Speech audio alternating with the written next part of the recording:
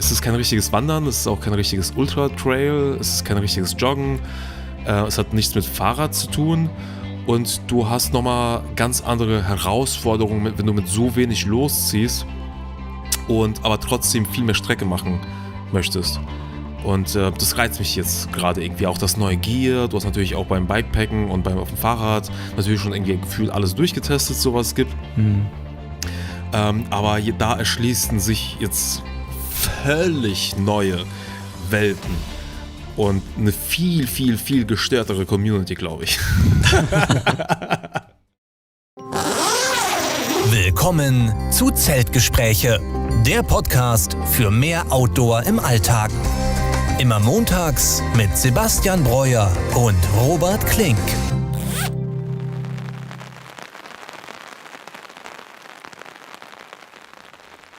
Ja, und dann herzlich willkommen zur 146. Folge unseres Podcasts Zeltgespräche. Diese Woche mit mir Robert Klink, Sebastian Breuer und Roofless Cat bzw. Alex. Ich grüße euch. Hi. Hallöchen. Ja, schön, dass du dir die Zeit genommen hast, Alex. Wir Danke haben für die ja so Einladung. viele, sehr gerne. Wir haben ja so viele Nachrichten bekommen, dass du jetzt auch so ein bisschen in diese ultraleicht Schiene, Fastpacking-Schiene gegangen bist. Hast du, glaube ich, vor kurzem ein Video zugemacht. Und dann haben wir gedacht, laden wir dich einfach mal ein, quatschen mal locker hier ein bisschen drüber und hören mal, was du dazu zu sagen hast. Ja, ich bin auch gespannt, weil ich glaube, ich werde am Ende mehr Fragen stellen als ihr an mich. Ja, ist ja auch in Ordnung. Machen wir so eine kleine Fragerunde. Aber erstmal, wie geht's dir denn? Gut und nicht so gut gleichzeitig irgendwie. Also ich fasse mich kurz, also mental fühle ich mich super stark, vor allem weil ich jetzt auch die Entscheidung getroffen habe, mit der ich lange gehadert habe, das Rennrad jetzt erstmal einzustellen oder nicht. Okay. Das habe ich jetzt gemacht und das geht es mir auch mental besser, weil ich diesen Druck nicht mehr verspüre, über die Gesundheit zu fahren. So, und zum anderen, physikalisch habe ich da so ein Problemchen. Seit Chase, tatsächlich seit einem Jahr, kämpfe ich mit einer Analfissur. Jeder, der das schon mal hatte, weiß, dass das die absolute Pest ist.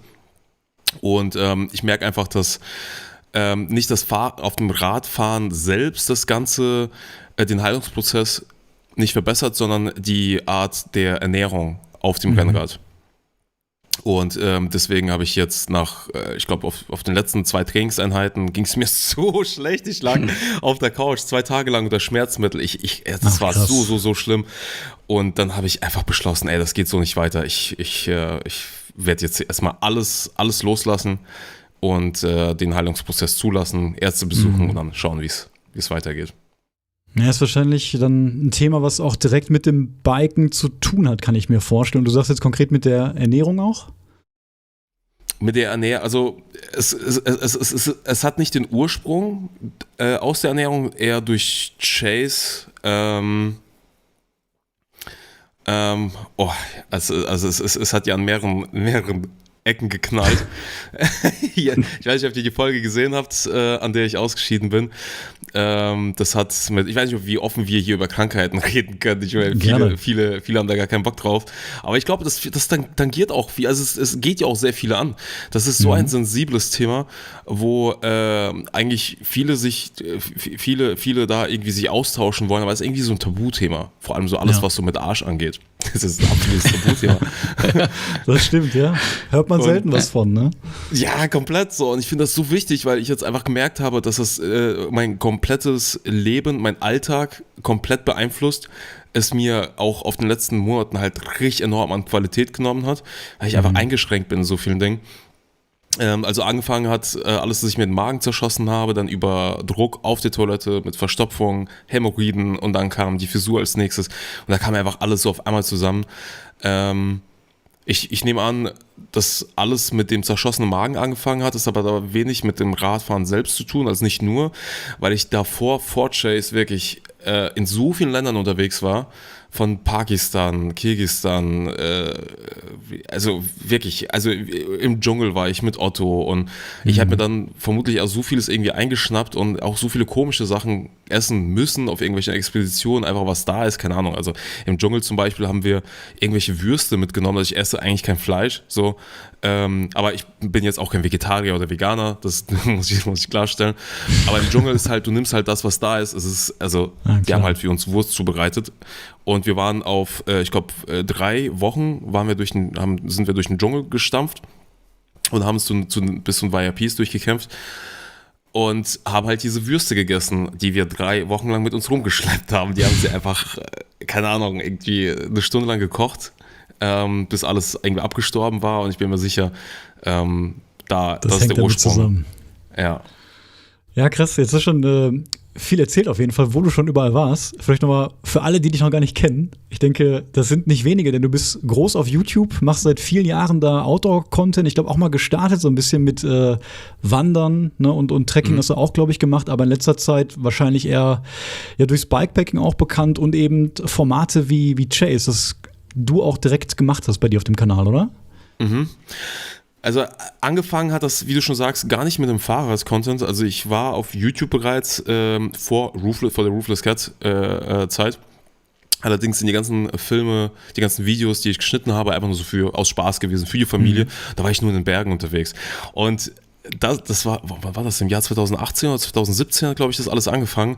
Und war sogar früher, 2016, 2017, irgendwie sowas rum. Und da war ich auf meiner ersten, also für meine Verhältnisse damals war es die erste Abenteuerreise. Das war einfach im SUV durch Norwegen und dann haben wir überall Halt gemacht, auf Campingplätzen, dann sind wir wandern gegangen und so. Da hat mir ein Kumpel erzählt, so, kennst du Trailrun? Ich so, was, keine Ahnung, Trailrun, ja, da rennst du statt zu wandern, du rennst halt die Strecke. Und dann sind wir die ersten Strecken aber durchgerannt mit unserem riesen fetten Wanderschuhen, mit unserem Rucksack, Osprey-Rucksack, mit allem beladen, keine Ahnung, 15 Kilo, da sind wir auch durchgerannt wie die Irren. Und das hat so Spaß gemacht und da wusste ich halt noch nicht, dass es überhaupt sowas existiert. So, da war ich auch noch nicht so richtig in diesem YouTube-Konsum drin. Und habe einfach so gemacht, worauf ich Bock hatte. Das hat mir eine Zeit lang Spaß gemacht, dann bin ich auch in der Slowakei unterwegs gewesen, in verschiedenen Ländern und habe halt genau das gemacht. Habe mir dann irgendwie so 20, 30 Kilometer Strecken genommen und dann halt versucht, so schnell wie möglich die abzulaufen. Okay, also da schon mit Fokus auf Geschwindigkeit auch immer. Und da schon Fokus auf Geschwindigkeit. Dann auf der YouTube, also auf dem offiziellen Roofless Cat Kanal, war das allererste Video der 100 Kilometer in 24 Stunden Versuch, weil ich dachte, ich habe mich fit gefühlt, weil davor ich viel eigentlich wandern oder laufen war. War aber das Training war unterbrochen durch eine 4000 Kilometer Radreise an das Nordkap. Okay. Und das war nicht die erste Videoreihe auf dem Kanal, sondern das erste Video war der 100 Kilometer in 24 Stunden Versuch und dann war der GR20 und dann diese 4000 Kilometer. Genau, GR20 und dann hat das Ganze. Ist Korsika, oder? Genau, GR20 ist Korsika. Ja. Und das habe ich aber in 14 Tagen auf ganz entspannt gemacht mit großem Rucksack und allem. Und dann kam die Nordkap-Reise und ja, das hat so diese Bikepacking-Zeit eingeläutet. Und hast du quasi dann dein ganzes Equipment vom GR20 auf dein Fahrrad irgendwie gepackt und hast dann die Nordkap-Reise quasi angetreten? Das hat eine falsche Chronologie. Also ich habe erst Korsika geschnitten, Korsika aber erst nach der Radtour gemacht. Okay. Und mich für Korsika eigentlich minimalisiert. Also wenn ich jetzt überlege, was ich jetzt alles dabei hatte, also da können wir nicht von Minimalismus sprechen, aber so für meine Verhältnisse so war das schon leicht. Ja, mittlerweile habe ich gesehen, machst du schon sehr harte Touren auch. Ich glaube, das letzte Video jetzt vor ein paar Tagen, 24 Stunden, 500 Kilometer nach Paris und dann auch noch bei krasser Hitze. Das ist schon eine sehr, sehr heftige Leistung. Und ich denke, das reizt sich dann auch, ne? Dieses Extreme. Und spielen auch Events für dich eine Rolle? Oder machst du das eher so, ich sag mal, gemütlich für dich in eigenen Videos oder in Formaten wie Chase zum Beispiel? Ja, voll. Also ich bin da irgendwie, ich muss auch sagen, ich wurde auch influenced so von dieser Rennradreise. Es ist jetzt kein Ding, wo ich sage, für mich so einnehme, so ich habe das jetzt irgendwie selbst entdeckt. Und also ich finde das eigentlich ganz cool, wenn so innerhalb meiner Bubble so ein paar Leute, die man kennt, mit denen man schon unterwegs war, jetzt zum Rennrad greifen und dann wird man da auch irgendwie so beeinflusst. Und man denkt sich, ja, ist doch eigentlich so, sieht eigentlich ganz cool aus und lass uns mal was ausprobieren. ja. Weil ich bin so auf so vielen Gravel-Touren unterwegs gewesen und Gravelbike und habe schon all die Jahre so, nicht ein oder dasselbe erlebt. So, ich habe schon viele, viele verschiedene Abenteuer damit getrieben, aber im Endeffekt ist eine Bikepacking-Tour eine Bikepacking-Tour. Du kommst an, du baust dein Zelt auf, dann, so Dinge halt. Und dann dachte ich, probier dich mal aus, aber ich wusste, wenn ich jetzt anfange auf dem Rennrad, dann möchte ich auch ins Training gehen. Ja. Und jetzt habe ich die letzten 9 Monate nach Chase quasi nichts anderes gemacht, als auf dem Rennrad zu 7, hatte so meine 4 bis 5, manchmal 6 Einheiten die Woche. Also anfangs komplett übertrieben, weil ich habe mich von ChatGPT coachen lassen und ChatGPT, für alle, die es versuchen, auch nachmachen möchten, die KI, insbesondere ChatGPT, die macht unfassbar gutes Coaching. Man musste aber so ein bisschen, so 20 bis 30% so ein bisschen runterbrechen, wenn er sagt, irgendwie fahr 200 Kilometer, dann fahr vielleicht nur, keine Ahnung, vielleicht nur 160, das reicht auch dann. Ich weiß, was du meinst. Ich habe es mal fürs Laufen gemacht, ne? Also ich mal eine Phase hatte, wo ich intensiv joggen war und habe mir da auch so einen Trainingsplan gemacht, einmal die Woche, einmal Intervalllauf und so weiter. Und da habe ich auch schnell gemerkt, diese Leistungsgrenzen, ne, die du jeden Monat dann erhöhen solltest mit dem Pace, das ist schon mir ein bisschen zu schnell gewesen dann teilweise. Also da merkt man, das orientiert sich eher so an Profis wahrscheinlich, ne? Weil die KI dann wahrscheinlich auch diesen Kontext nur hat. Ja, also ChatGPT, die haben dann irgendwann released, dass die KI die allermeisten, ich glaube 90% aller Informationen sich von Reddit zieht. Okay. Und da sind die Freaks unterwegs. Genau. Und wer postet so all die Trainingspläne oder Ergebnisse, so natürlich halt die halt damit flexen wollen. Jetzt, also, aber das sind halt meistens dann immer so krasse Touren, immer so krasse Entfernungen. Und weiß nicht, vielleicht hängt es damit zusammen. Aber ich habe dann verschiedene Sachen ausprobiert, den Chorus-Trainer, also den Bordcomputer, internen Trainer und dann irgendwann zuletzt einen Coach aktiviert, also einen echten Menschen, der nach einem FTP-Test und einer wirklich langen und ausführlichen Analyse mich komplett auseinandergenommen hat, so wie mein Körper funktioniert und hat mir auch meinen Körper erklärt, was super spannend ist. Und dann mein Training halt echt auf die Events angepasst. Okay. Eins bin ich ja schon gefahren, Race Across Italy. Das war zur Anfangszeit. Da hatte ich nicht so sonderlich viel Training in den Beinen und dann zuletzt angemeldet für Cowlands, was auch ein ganz geiles Event ist durch die Berge Münchens, Bayerns. Konnte ich dann aber nicht fahren und dann kommen wir zu der 500 Kilometer in 24, also weshalb ich sie nicht fahren konnte, da gab es Kommunikationsschwierigkeiten zwischen mir und dem Veranstalter, deswegen ist das Event für mich abgeblasen gewesen, aber ich hatte schon die Taper Week und alles hinter mir, die ganze Vorbereitung, weil ich hatte wirklich so diese Anspannung in den Beinen, ich habe mich mental so darauf vorbereitet, okay, du wirst jetzt 500 Kilometer plus in 24 Stunden fahren müssen. Und dann saß ich da und plötzlich darf ich nicht. So, und okay. Genau. Und dann hast du gedacht, dann mach ich es einfach selber. Ja. Da mache ich einfach selber. Ich fahre jetzt los und ich fahre jetzt nicht irgendwie eine Woche oder 2 Wochen später los, sondern weil ich habe mir ja jetzt dieses Wochenende dafür Zeit genommen und es sind auch die optimalen, also zu gleichen Bedingungen wie Cowlands, auch bei diesen kranken Hitzetemperaturen, weil viele so sich gefragt haben, so, wieso fährt man so durch so eine Hitze, warte doch bis es irgendwie nicht mehr so heiß ist. Aber genau darum ging es mir. Ich wollte ähnliche Bedingungen und muss sagen, irgendwie hat es mir auch die Augen geöffnet. Genau diese 500 Kilometer zu fahren und zu merken, dass ich die mit Leichtigkeit fahren kann. Das war, also wirklich, also abgesehen von der Hitze, die Hitze war echt brutal und das kann ich halt echt niemandem empfehlen, aber ich hatte auch lange Hitzetraining, dadurch, dass ich viel in Italien bin. Sind Trainingseinheiten, weiß nicht, 6 Stunden Long Rides durch 36 Grad halt Standard. Hier ist halt immer 36 Grad. Für uns ist es Hitzewelle in Deutschland, hier ist halt kompletter Standard. Aber es hat mir so ein bisschen so die Augen geöffnet, so okay, jetzt bist du irgendwie auf diesem Trainingshöhepunkt, was willst du damit machen? Und wie soll das in Zukunft weitergehen? weiß ich gar nicht, ob ich das jetzt hier offen kommunizieren kann. Also ohne viel vorab verraten zu können, bin ich auf die crazy Idee gekommen, das war direkt nach Chase, zu sagen, okay, ich habe noch 2 Events vor mir. Jetzt habe ich die Wahl, das entweder abzusagen oder es durchzuziehen und danach das Ganze einzustellen, um einfach mir auch selbst meinem Ego auf die Schulter zu klopfen und das Ganze jetzt irgendwie abschließend für mich.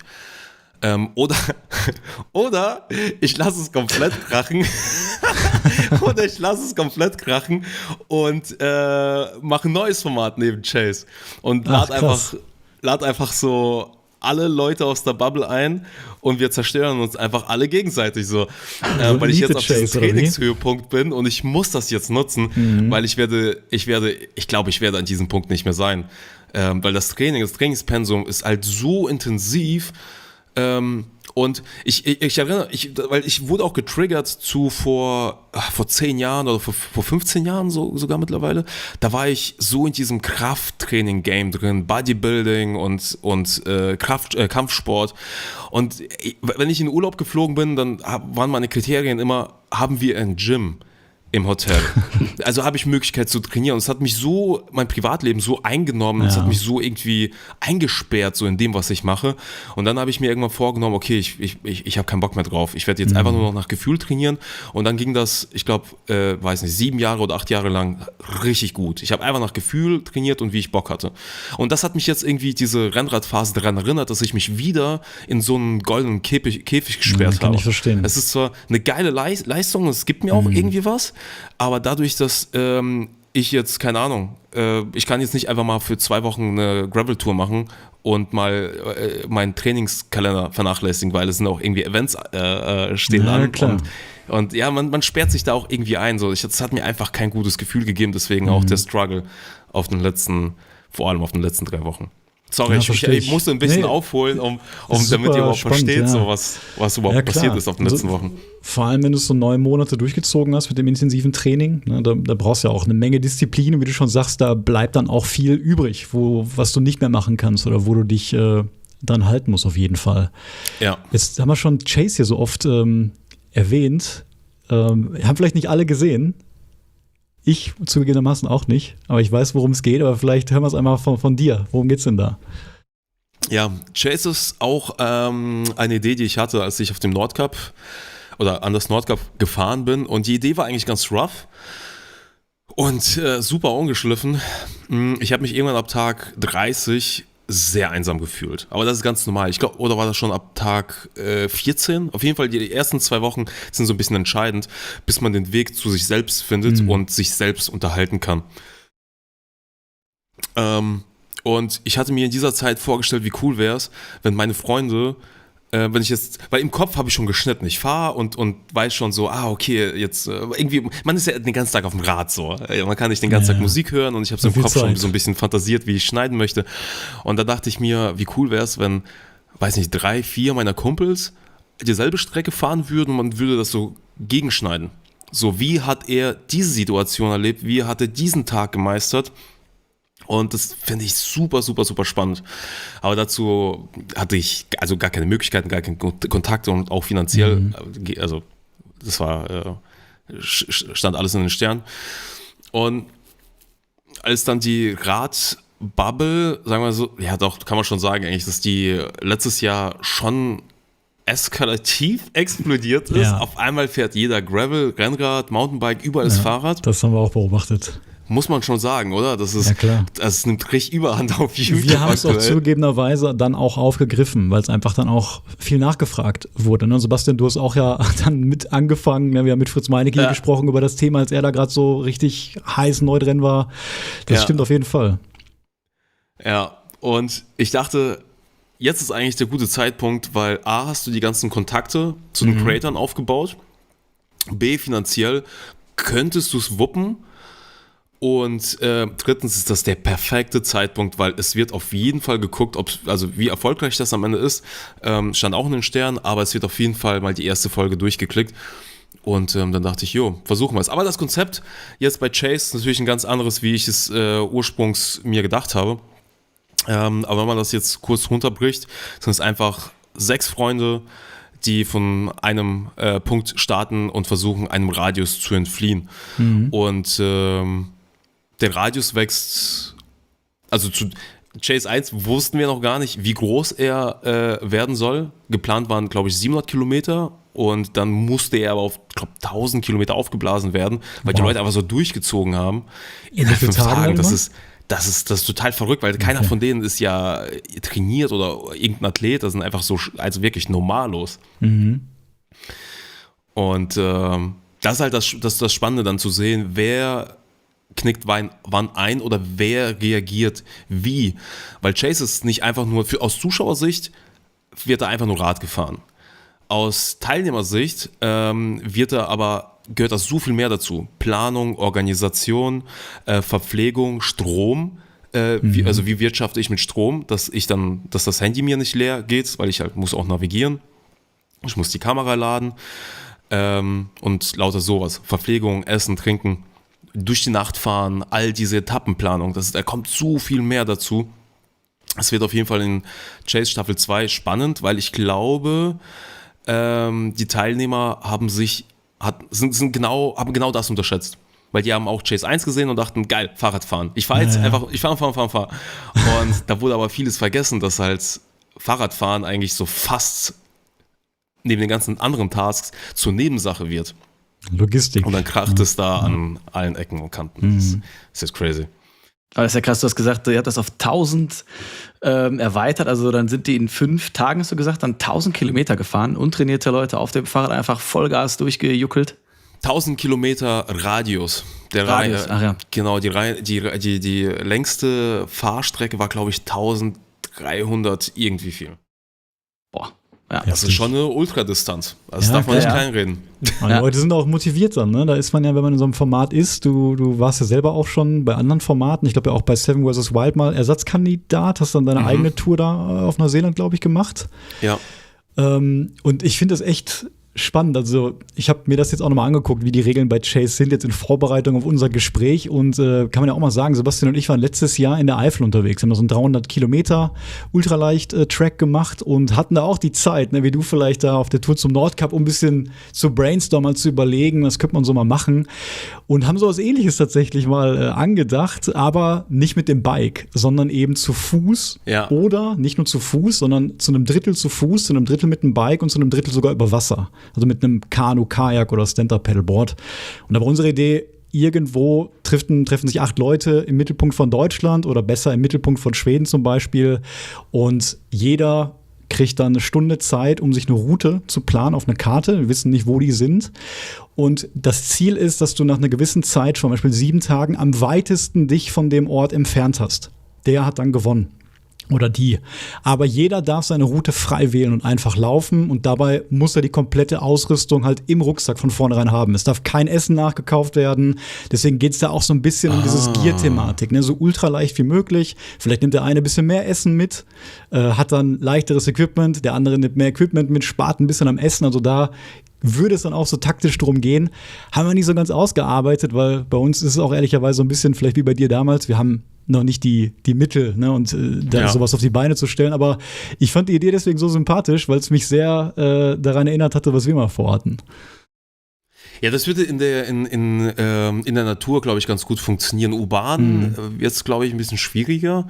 Aber wenn die Leute dann halt wirklich auch nicht mal die Möglichkeiten haben einzukaufen, das finde ich aus Zuschauersicht zum Beispiel schwierig, wenn man nichts nachkaufen darf, aber den Zugang zur Infrastruktur hat und dann an einem Bäcker vorbeiläuft, aber die Regel besagt, ich darf nichts einkaufen. Das finde ich dann aus Zuschauersicht vielleicht ein bisschen schwieriger, aber wenn nicht mehr die Möglichkeit besteht, und dann ist ja eigentlich so Nordschweden Ja, genau, also es wäre auch rechtlich halt in Deutschland, ne, weil wir würden es dann natürlich gerne mit Camping auch machen, also jeder hat da irgendwie ein Zelt, ein Biwaksack, ein Tarp dabei, ist dann in Deutschland immer so eine Grauzone, in Skandinavien einfacher und Wasser muss dann gefiltert werden oder einmal in der Nacht bei der Übernachtung kommt irgendwie das Orga-Team und droppt da 3 Liter Wasser für den nächsten Tag, ne, irgendwie so, aber du siehst, es sind nur Brainstorm-Gedanken, aber das habe ich halt gedacht, da hätten wir Bock drauf gehabt, das selber zu machen oder eben das selber mal zu sehen. Weil es einfach, glaube ich, super interessant ist, wer kommt wie weit, wer fährt da, welche Taktik. Also mal gucken. Also ich finde, das klingt spannend. Bleibt auf jeden Fall dabei. Ja, bin gespannt, die Chase-zu-Fuß-Variante. Ja. Ja, und jetzt sind wir hier bei dir beim Fastpacking gelandet auf einmal. Wie kam denn das auf einmal? Wie hat dich das jetzt gereizt? Oh, wie kam ich eigentlich dazu? Das ist eine gute Frage. Wie kam ich eigentlich dazu? Oh, ich weiß es gar nicht. Wie kam ich dazu? Ich weiß es ehrlich gesagt nicht. Also ich brainstorme hin und wieder mal so, was kann man alles machen? Also ich gucke auch oft in der Karte einfach blöd auf Google Maps, so, welches Land wäre noch cool und was kann man noch so erleben? Und ich glaube, ich bin einfach so hungrig gelaufen nach etwas anderem. Ich glaube, das war so der Zunder. Ich bin einfach nach diesem ganzen Training und auf dem Rennrad bist du auch nicht so naturbezogen, weil du übernachtest dann auch nicht mehr draußen, dann weil es ist viel effektiver, dann im Hotel einzuchecken. Und ich glaube, genau das habe ich vermisst, dann einfach mal was anderes zu Fuß. Und laufen tue ich jetzt sowieso halt nebenher und trainiere das auch. Mal mehr, mal weniger, je nachdem, welches Event ansteht. Und wie ich exakt dazu kam, weiß ich nicht. Aber ist auch egal. Ich bin dann irgendwann auf ein Video gestoßen, das den Namen Fastpacking trägt. Da ist so ein Ultralight-Rucksack auf dem Rücken von einem Creator, ich weiß nicht mehr von wem. Und dann erzählt er so ein bisschen, dass er joggt und irgendwie leichte Sachen dabei hat, aber auch draußen übernachtet. Und ich dachte, what the fuck, habe ich gerade entdeckt. Mann, was ist das? Das ist doch was Neues. Das gibt's doch gar nicht. Aber das gibt's tatsächlich schon sehr, sehr, sehr lange. Und mich hat das gereizt, weil es irgendwie sich einfach anfühlt und unbeschwert. Man nimmt einfach einen Rucksack mit wenig Sachen und auch mit leichten Sachen und stiefelt einfach los. Aber als ich da so ein bisschen tiefer ins Rabbit Hole geblickt habe, wurde mir schnell bewusst, dass es halt eine viel krankere Community ist als die Rennrad-Community. Weil, Alter, das Ultralight ist eine Religion.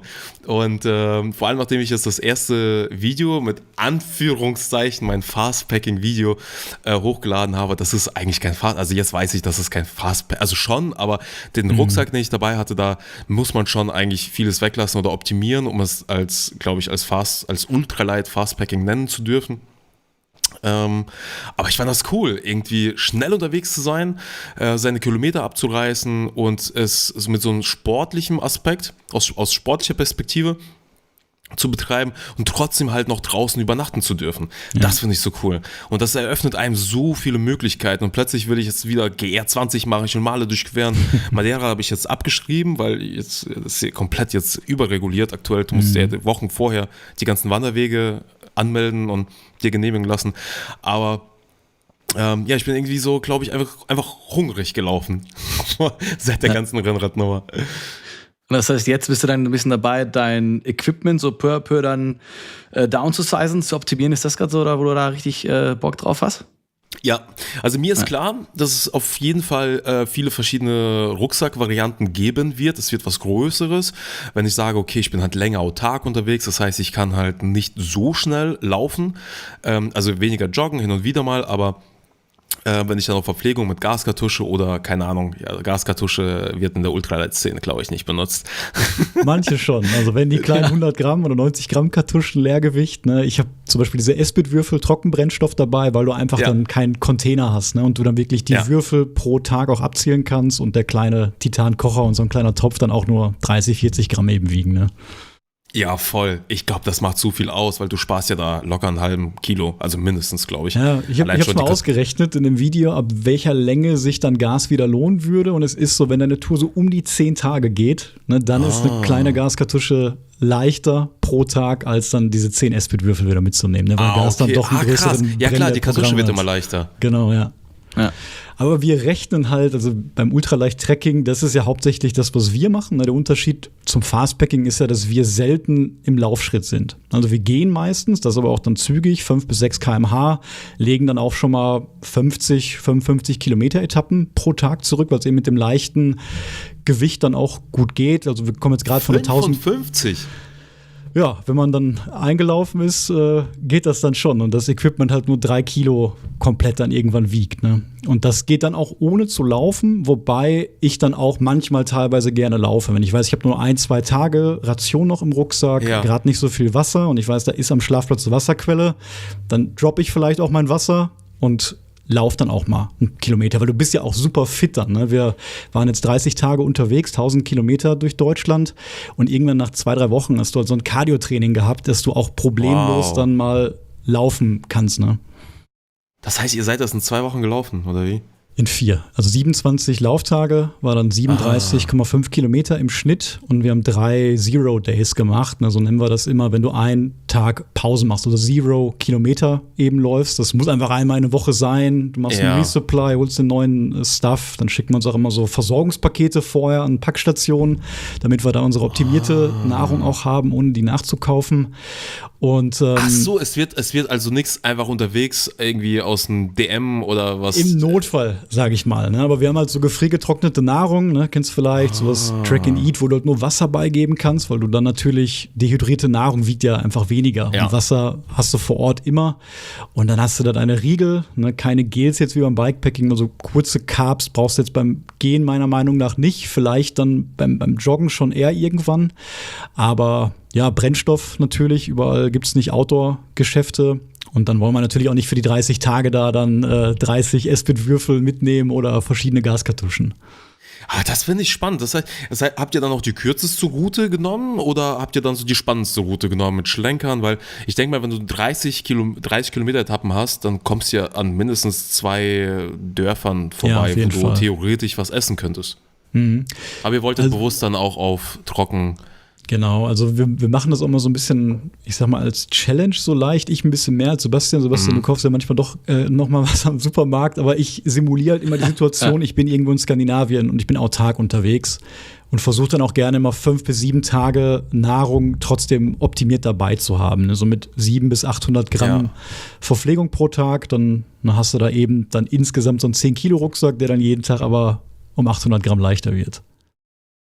Ja, okay, verstehe. Ja, ich mag schon mal so ein paar Snacks, ne, von der Tanke, da kann ich nicht widerstehen, nochmal einen Twix, nochmal einen Mars mitnehmen oder so. Aber deswegen war ich ja nicht ganz so schnell wie Robert bei der Tour, da musste ich nämlich leider abbrechen. Ich wiege auch ein bisschen mehr und hatte den Schuh irgendwie falsch geschnürt und habe dann bei diesen längeren Etappen ja so eine Sehnenentzündung im Fuß einfach gehabt und konnte dann nicht ganz die 1000 Kilometer voll machen, leider. Wie ist du, wenn ich fragen darf? Im Moment so 97 Kilo. 97, okay. Ja, ein bisschen zu schwer, ja. Okay, ja, ich kämpfe schon mit meinen 92. Also jetzt habe ich mich auf 89 nicht runtergehungert, aber mein Gewicht auf jeden Fall optimiert. Aber irgendwie geht das auch nicht mehr. Also mein Wohlfühlgewicht ist bei 90 Kilo. Aber das ist, glaube ich, zum Laufen auch schon hart. Ja, das ist schwer. Ich habe auch schon so ein Fasten mal probiert, aber das hat mir dann auf den Magen geschlagen. Dann musste ich schnell Salzbrezel nachfressen und dann war das Fasten direkt abgebrochen. Aber ja, ich würde auch gerne, also 90 Kilo, glaube ich, wäre schon gut, aber ist immer noch. Also Robert und ich hatten uns auch mal dann auf der Tour mit Rucksack gewogen. Ich weiß nicht, Robert, was war nochmal dein Gesamtgewicht, dein Körper und Rucksack? Irgendwie 85 oder so, ne? Nee, schon unter 80. Also ich wiege jetzt, da habe ich 74 gewogen am Anfang der Tour. Ja. Ich glaube dann, also 3 Kilo wiegt mein Rucksack jetzt nur als Basisgewicht und dann kommt eben, ich glaube 3 Kilo Nahrung, 3 Kilo Wasser, dann knapp über 80, ne? Das müsste sich doch anfühlen wie Fliegen. Ja, ich finde immer, also ich kann es natürlich jetzt nicht beurteilen, weil ich selten schwerer war, aber viele sagen auch immer, wenn Leute wandern, die jetzt vielleicht ein bisschen mehr wiegen, ultraleicht macht da nicht so viel Sinn, aber das ist echt kompletter Quatsch. Ne? Also bevor du irgendwie 5 Gramm sparst und deine Zahnbürste in die Hälfte schneidest, weil das machen die meisten beim Fastpacking und ultraleicht, um wirklich jedes Gramm zu sparen, kannst du ja lieber 1 Kilo abnehmen. Ne? Aber wirklich 1 Kilo auf dem Rücken zu haben, und das merkst du gerade, wenn du auch rennst. Das wackelt, das scheuert, der Kilo zählt halt wirklich 5-, 6-fach, dann, den du auf dem Rücken hast. Ne? Ja, das ist beim Rennrad ähnlich. Ja, und ich weiß nicht, ob du es schon machst, aber generell ist es so in der Szene, dass wir halt verschiedene Packlisten-Tracker haben. Ne? Zum Beispiel Leiterpack ist da ein bekannter Anbieter, um dann genau wirklich festzuhalten, was wiegt jedes Teil, wie viel habe ich davon. Und dann teilt man halt so eine Packliste, mit der man dann rechnet, immer in Basisgewicht auf, also die gesamte Ausrüstung ohne Verpflegung und ohne Konsumgüter, wie zum Beispiel Zahnpasta, Toilettenpapier oder der Inhalt der Gaskartusche. Und dann kommt noch das dazu, was du am Körper trägst. Also das Worn Weight, dein Base Layer zum Beispiel oder deine Hose. Und alles, was übrig bleibt, also was du wirklich immer im Rucksack hast, das ist dann das Basisgewicht. Und da gibt es dann diese offizielle Grenze, sage ich mal, von 10 Pfund oder in Deutschland auch 5 Kilo. Wenn dein Basisgewicht niedriger ist, dann kannst du sagen, ich bin hier ultraleicht im Prinzip unterwegs. Ja, okay. Ich glaube, wie heißt die Seite?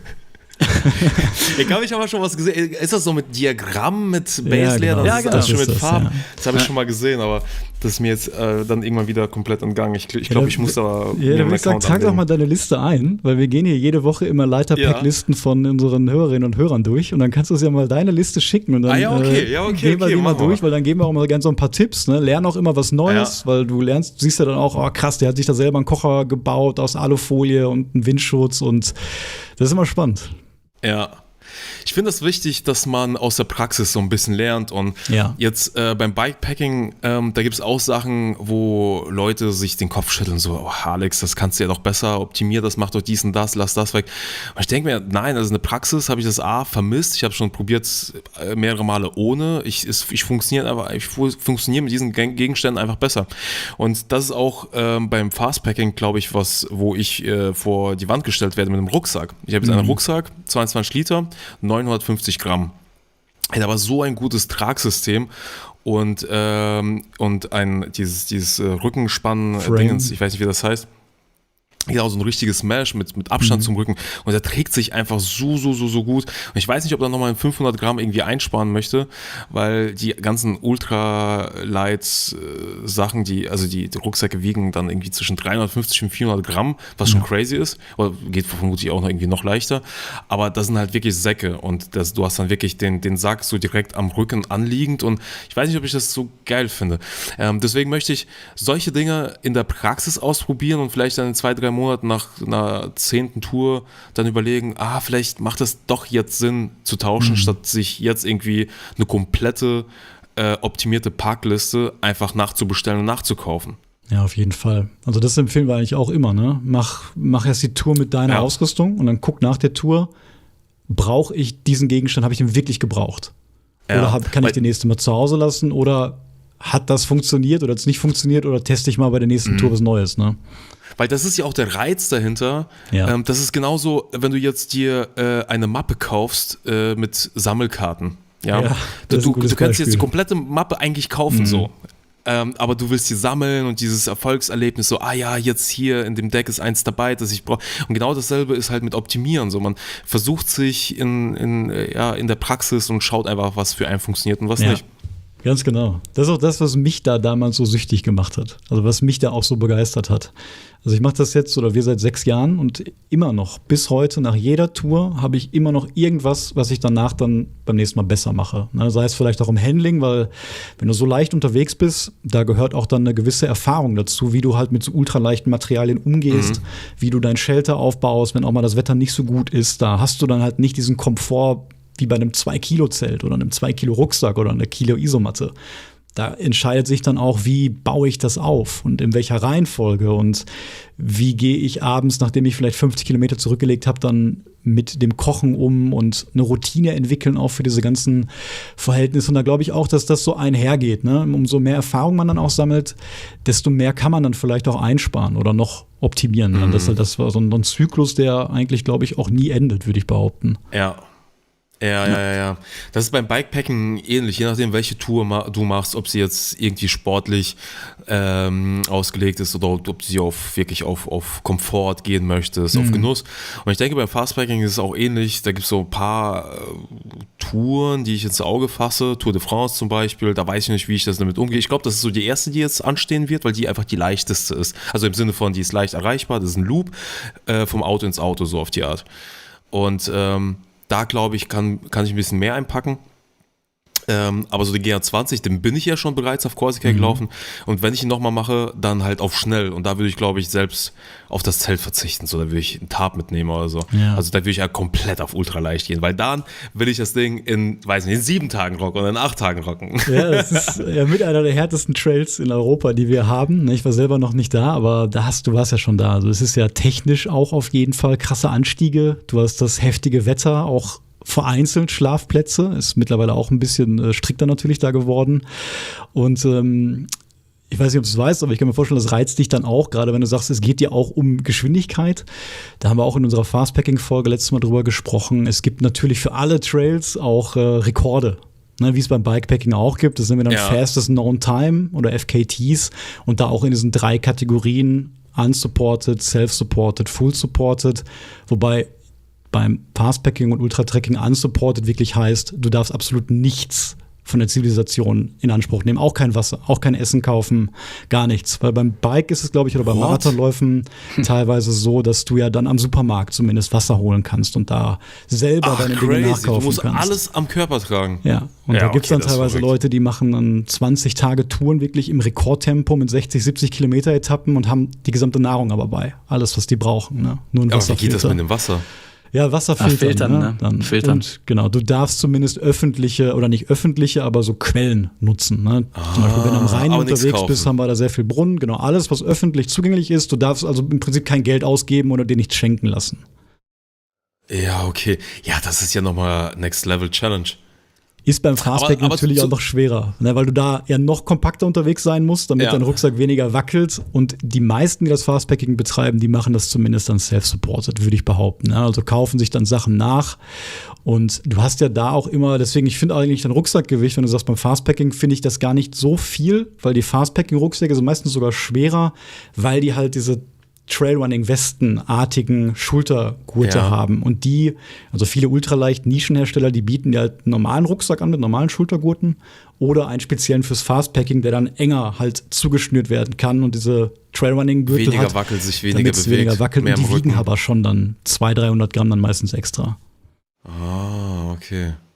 Aber wie weit bist du denn mit deinem Gear dann schon? Du hast ja gesagt 22 Liter Volumen. Da ist jetzt schon so optimiert, dass du dann alles da reinkriegst für dein Fastpacking-Abenteuer in die 22 Liter, also dein Shelter, wenn du dann das mit dem Tarp vielleicht startest, ne, Schlafsack, Matte, alles, was du brauchst, passt dann schon in die 22 Liter rein. Das ist ja schon sehr krass optimiert, würde ich sagen. Ja, ich war ja schon gegen die Wand gestellt durch das Rennradfahren, da passt also das Volumen ist ein Problem. Packmaß kennst du dich aus. Und da hast du ja schon eigentlich so das ganze Ultralight-Zeug. Ich habe einen sehr leichten Schlafsack. Ich muss auch sagen, die letzte Tour, die habe ich ja auch durch keine Ahnung, auch durch 32 Grad im Sommer gemacht. Da brauchst du keine Zwischenlayer, da brauchst du keine Jacke. Also dafür hatte ich jetzt zum Beispiel gar keinen Platz mehr in einem 22 Liter Rucksack. Aber Isomatte, Schlafsack, Zelt war dabei, Drohne, ein bisschen Elektronik und sowas. Also ohne Verpflegung war ich da schon, ich glaube, bei 4,5 Kilo. Oder ein bisschen weniger sogar. Aber genau, Filter hatte ich noch dabei, aber den großen, da weiß ich jetzt, da muss ich auf jeden Fall diesen Be Free bestellen. Also, du siehst, ich bin schon drin, also es köchelt bei mir. Es gibt ansonsten auch, also Filter ist ja nie verkehrt, ne? Da gibt es ja wirklich unterschiedlichen Durchflussraten. Ne? Wenn du zu klein wirst, dann ärgerst du dich irgendwann, wenn du tatsächlich filtern musst, dass es halt Stunden dauert, bis es da irgendwie durchkommt oder der verstopft nach ein paar Tagen. Wir haben immer noch gerne so Mikropur-Desinfektionstabletten bei. Na, da kannst du auch mal zur Not deine Flasche oder Flask halt in den Bach halten und da die Tablette reinwerfen, musst eine halbe Stunde halt warten und dann geht's so einigermaßen, aber filtert nicht so 100%ig alles weg wie so ein richtiger Wasserfilter. Ja, so ein richtiger Wasserfilter, der filtert ja auch nicht alles weg. Ja, gerade so das Chemie, Problem. Irgendwie gerade in Deutschland auch mit Landwirtschaft, da ist es echt leider selten geworden, dass du dann auch zu 100% in gutem Gewissen aus einem Bach trinken kannst. Ne? Ich glaube, Chemikalien und Viren filtern die allerwenigsten Filter aktiv raus. Und was hast du, wenn wir mal so ein bisschen ins Gear konkret reingehen, bist du mit dem C2 Summit Spark noch unterwegs? Ja, ich habe den Spark -1, mit dem ich jetzt eigentlich recht happy war, also auf Bikepacking-Touren. Und jetzt bin ich auf den 9 Grad gegangen, der ist noch ein bisschen kleiner, aber den habe ich noch nicht ausprobiert. Den habe ich noch nicht ausprobiert. Ich überlege den sogar in Kombination, weil so eine kleine Downjacke habe ich immer am Start, wenn es irgendwie in die Berge geht, dass in Kombination mit dem kleinen Schlafsack und einer Downjacke könnte ich dann vielleicht auch diesen R-Wert erreichen. Das weiß ich. Das würde ich gerne auch noch ausprobieren in der Praxis. Ja. Weil der -1 mit Downjacke, da habe ich auch schon einige Male in den Bergen damit geschlafen, es wird dann viel zu warm. Und dann denke ich mir, vielleicht könnte ich da irgendwie am Gewicht einsparen und das irgendwie miteinander kombinieren. Also ich gehe schon so weit, dass ich versuche, Sachen miteinander zu kombinieren, um da auch irgendwie an Volumen und Gewicht so einzusparen. Aber ich finde das mega spannend, weil es auch was komplett völlig Neues ist. Ja, klar. Also das ist auch wirklich das, wohin man optimiert. Also wir schlafen immer mit ganzer Kleidung. Also versuchen immer dann so einen dünnen Schlafsack zu wählen, sodass wir gerade eben nicht frieren, wenn wir halt Baselayer, Midlayer, Jacke anhaben, im Zweifel sogar noch Regenjacke drüber, wenn sie nicht nass ist, oder den Poncho um die Füße gewickelt, sodass du eigentlich kein übriges Kleidungsstück mehr hast, außer vielleicht dann ein paar Socken zum Wechseln oder so, ne? Weil da, wie du sagst, kannst du ja dann Isolation auf jeden Fall beim Schlafsack einsparen und die lieber tagsüber auch am Körper tragen, wenn es mal kalt wird. Genau. Ja, und zur Not, ne, wenn dir dann zu kalt ist, dann ist ja unser Notfallplan, dann essen wir schnell ein paar Riegel, dann ein paar Liegestütze, wenn immer noch zu kalt ist nachts, dann einfach einpacken und loslaufen. Das ist geil. Ne? Genau das hatte ich auch. Notlage Kirgisistan. Aber das war die erste Tour mit Max und Joris damals. Und da hatte ich einen ganz alten Schlafsack dabei. Das war kein super alter Schlafsack. Und es war so kalt in den Bergen, dass ich mitten in der Nacht Liegestützen im Zelt gemacht habe. Ja, das hilft überraschend gut, ne? Wenn der Körper einmal wieder den Motor anhat, dann entsteht da eine ordentliche Hitze. Komplett. Und was nimmst du da so als Isomatte gerade? Das ist die Thermarest X-Lite. Da gibt es ja noch so eine Ultralight. Die fühlt sich an wie so eine Plastiktüte und klingt auch so. Ja, die Uberlight, ne? Heißt die, ne? Die Uberlight, genau, aber die habe ich nicht. Ich habe die andere. Ja, ist doch gut. Die wurde auch eingestellt. Der wird jetzt seit 3 Jahren nicht mehr produziert, weil die einfach zu schlecht in der Haltbarkeit war. Und dann haben die halt die X-Lite jetzt noch leichter gemacht mit dieser neuen NXT-Generation. Ist auch ein bisschen komfortabler geworden, aber das ist so der Goldstandard auch, nach dem sich die meisten, würde ich sagen, auch noch richten. Ja. Ich glaube, Isomatte und Schlafsack sind diese 2 Punkte, die man nur wirklich begrenzt optimieren kann, weil die halt irgendwann an R-Wert verlieren. Ich glaube, da ist halt schwierig, da wirklich eine Lösung zu finden. Bei Daune genauso. Also wenn er leichter wird, dann hast du halt weniger Isolation und du brauchst halt mindestens an Gewicht an Daune, damit du überhaupt diese Isolation erreichen kannst. Da gibt es noch diese Quilt-Geschichten. Ja, da wollte ich gerade fragen. Hast du dich da mal schon mit auseinandergesetzt? Ich habe einmal in so einem Teil geschlafen, aber schon lange her und es hat mir gar nicht gut gefallen. Einige berichten von, dass es mindestens genauso gut isoliert, weil diese Stauwärme, die hält sich dann oben und solange du da dich nicht bewegst und da die Öffnung nicht irgendwie, dann soll das wohl angeblich genauso gut sein. Aber ich weiß nicht, ich bin da nicht ganz überzeugt. Ich weiß ja auch, wenn ich in den Bergen schlafe und irgendwie mein Schlafsack obenrum nur so ein bisschen offen ist, dann ist es schon ein Unterschied, ob es nur ein bisschen offen ist oder nur das um den Mund einfach komplett zugeschnürt. Ja, auf jeden Fall. Und beim Quilt hast du ja unten diese Öffnung, wenn du dich nachts bewegst und ich bewege mich, ich drehe mich, ich bin wirklich so aktiv beim Schlafen, was mich halt auch selbst nervt, aber seit der Kindheit ist es einfach so, ich drehe mich, ich bewege mich, ich mache so viele Schritte im Schlaf, dass dieser Quilt ist halt keine Option. Ich drehe mich und dann entweicht halt auch die ganze Stauwärme jedes Mal und ich glaube, ich würde mir damit keinen Gefallen tun. Ich weiß nicht, wie macht ihr das? Ja, also tatsächlich bist du da erstmal nicht alleine mit der Meinung oder mit der Präferenz. Und es gibt immer noch Leute, die Schlafsäcke auch in dieser harten Ultraleichtszene verwenden. Ich würde aber schon sagen, dass 90% Quilts tatsächlich dann auch verwenden. Wir haben auch selber nur Quilts im Einsatz.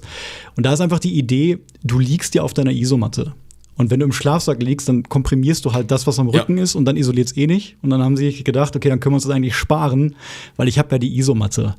Und das hat auf jeden Fall eine Lernkurve. Also wenn du ein paar Nächte drin schläfst und ein paar Mal diesen Effekt, von dem du auch sprichst, du drehst dich und auf einmal wird da irgendwas kalt am Rücken, der Körper lernt das. Und du drehst dich irgendwann automatisch im Schlaf so, dass der Quilt sich nicht mitdreht oder nur ein bisschen.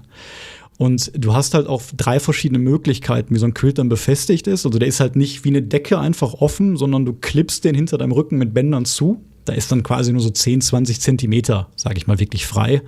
Oder du hast auch die Möglichkeit, den an der Isomatte, an der X-Lite mit so einer Art Klett- oder Knopfsystem fest zu befestigen. Ne, dann legst du da drauf, kannst dich drehen, wie du willst. Oder es gibt Gummibänder, die du um die Isomatte schnallst und dann ist es wirklich wie eine gespannte Decke.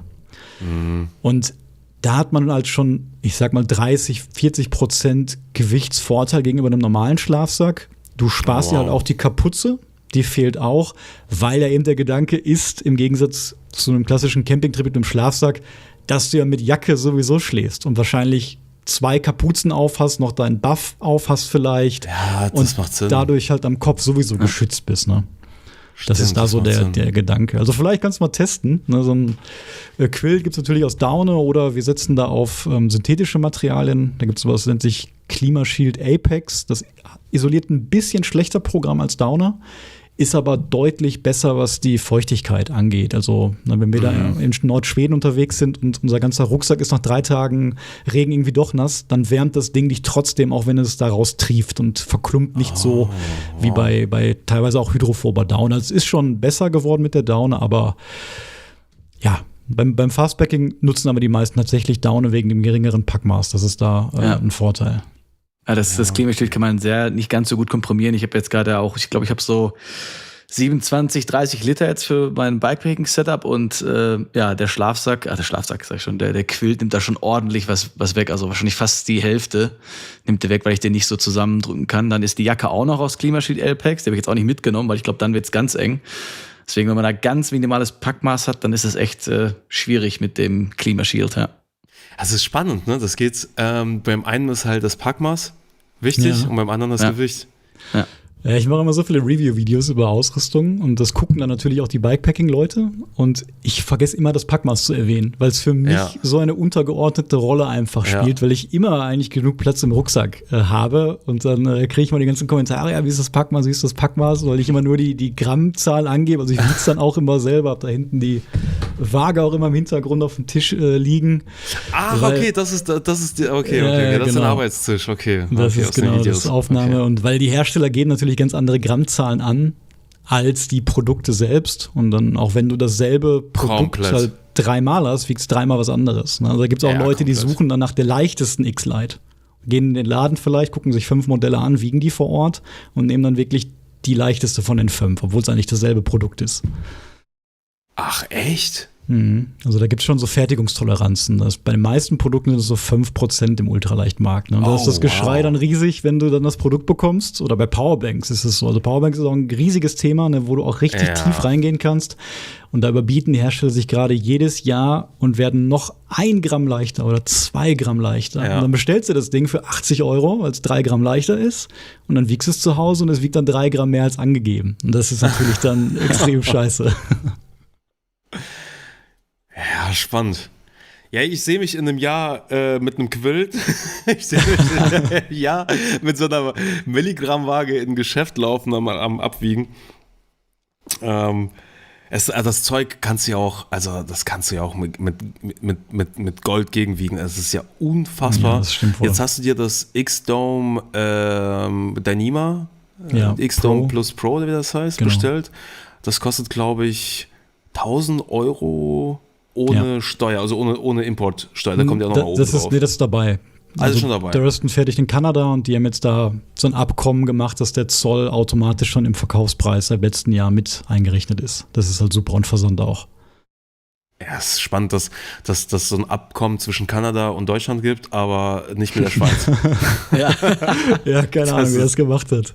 Aber ja, das sind teilweise krasse Preise. Man muss halt auch bei diesen Zelten, die jetzt aus Dyneema oder diesem DCF halt sind, sehen, dass das Rohmaterial ist halt unfassbar teurer. Ne? Das ist halt schon altes Material, was irgendwann aus dem Segelsport angefangen hat und jetzt dann so ein bisschen auch seit 10 Jahren mehr in diesen Outdoor-Kontext gelangt ist und jetzt gerade auch wirklich Mainstream-Hersteller darauf aufspringen. Also von Decathlon hat es vor ein paar Monaten das erste massenfähige Dyneema-Tab rausgebracht, auch für 700 €. Das war natürlich auch ein großer Schock, weil Decathlon ja eigentlich so als, ich sag mal, Outdoor-Discounter bekannt ist und dann haben die Leute nicht verstanden, wieso das so teuer ist. Aber es ist halt der Rohstoffpreis und tatsächlich waren die 700 € für das Produkt auch noch verhältnismäßig günstig. Aber da muss man halt schon echt sich sicher sein, dass man das Hobby auch lange betreibt, ne? Und da wirklich bereit ist, für 200 Gramm Ersparnis nochmal 500 € mehr zu bezahlen. Komplett. Ich habe jetzt auch für die beiden Zelte 1.500 € bezahlt. Ach, krass. Aber ich habe es mir auch einfach gegönnt. Ich spiele damit schon seit einem Monat mit dem Gedanken. Und ich dachte, wenn du es jetzt irgendwie nicht den ersten Schritt machst, dann machst du es nie. Und jetzt habe ich mir einfach so ein Danima-Zelt bestellt. Es ist auch sehr interessant. Es war auch bei mir noch nicht im Einsatz. Es fühlt sich, die Haptik ist sehr spannend. Es ist wie so Papier. Überhaupt gar nicht, wie man es kennt. Ja.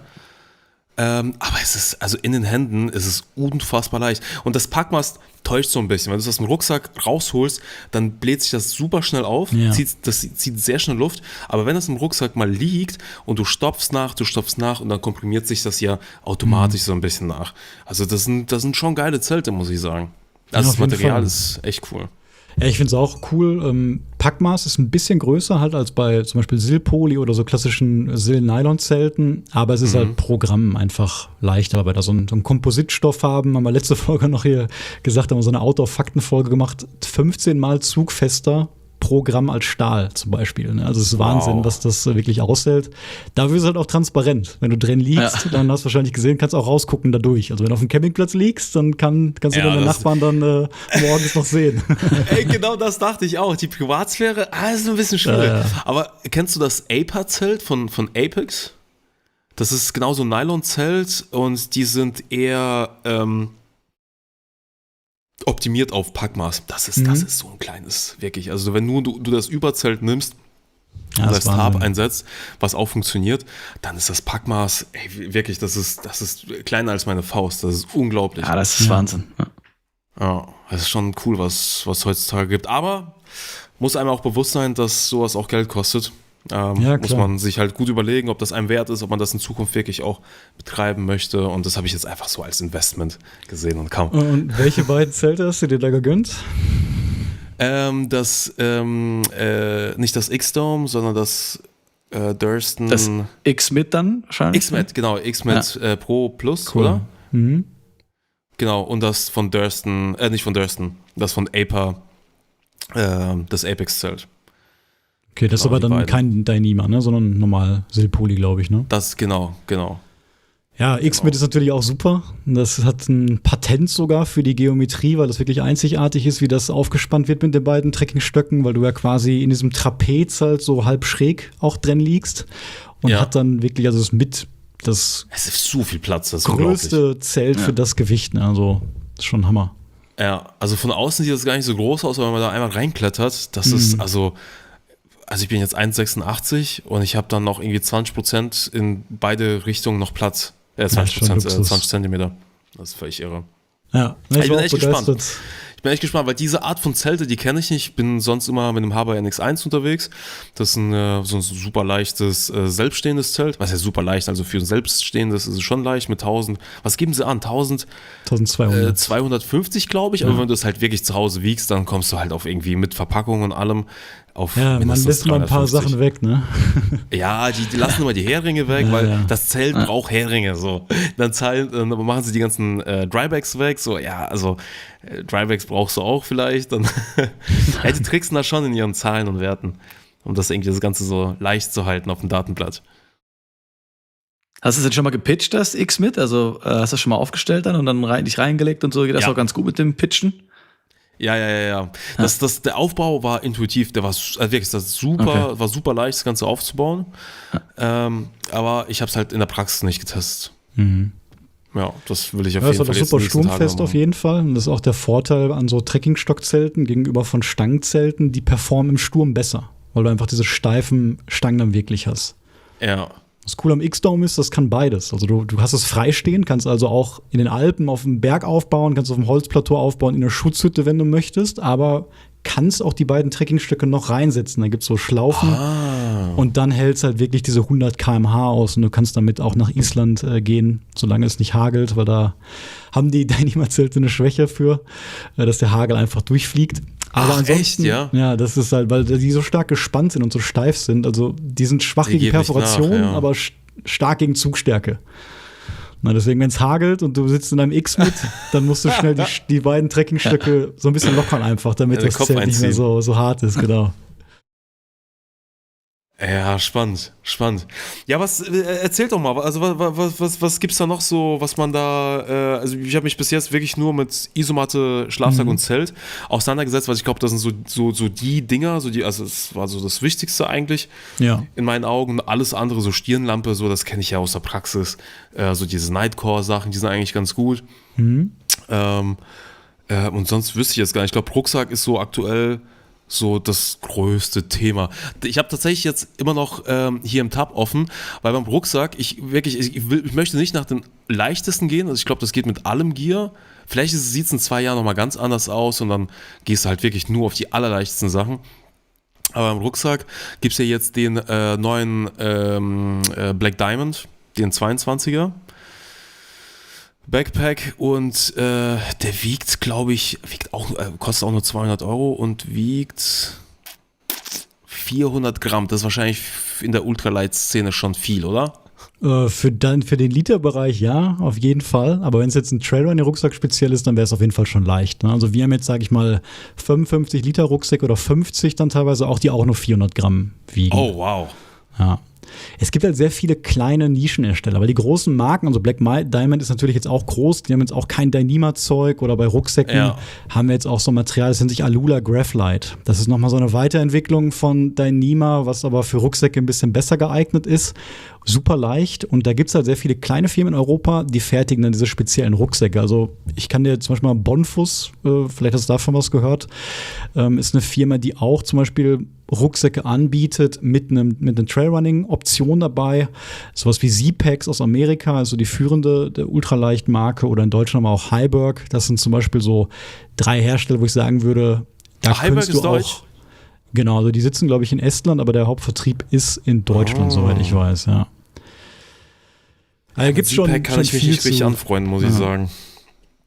Auch die Zelte von Z-Packs, ich glaube, das sind auch die leichtesten auf der Welt. Ich glaube, da gibt es keine leichteren Zelte, oder? Das Solo, das ist, glaube ich, das leichteste Einstockzelt, ne? Irgendwie 280 Gramm oder so. Das ist schon verrückt. Oh Junge, da schlafe ich lieber ohne Schlafsack.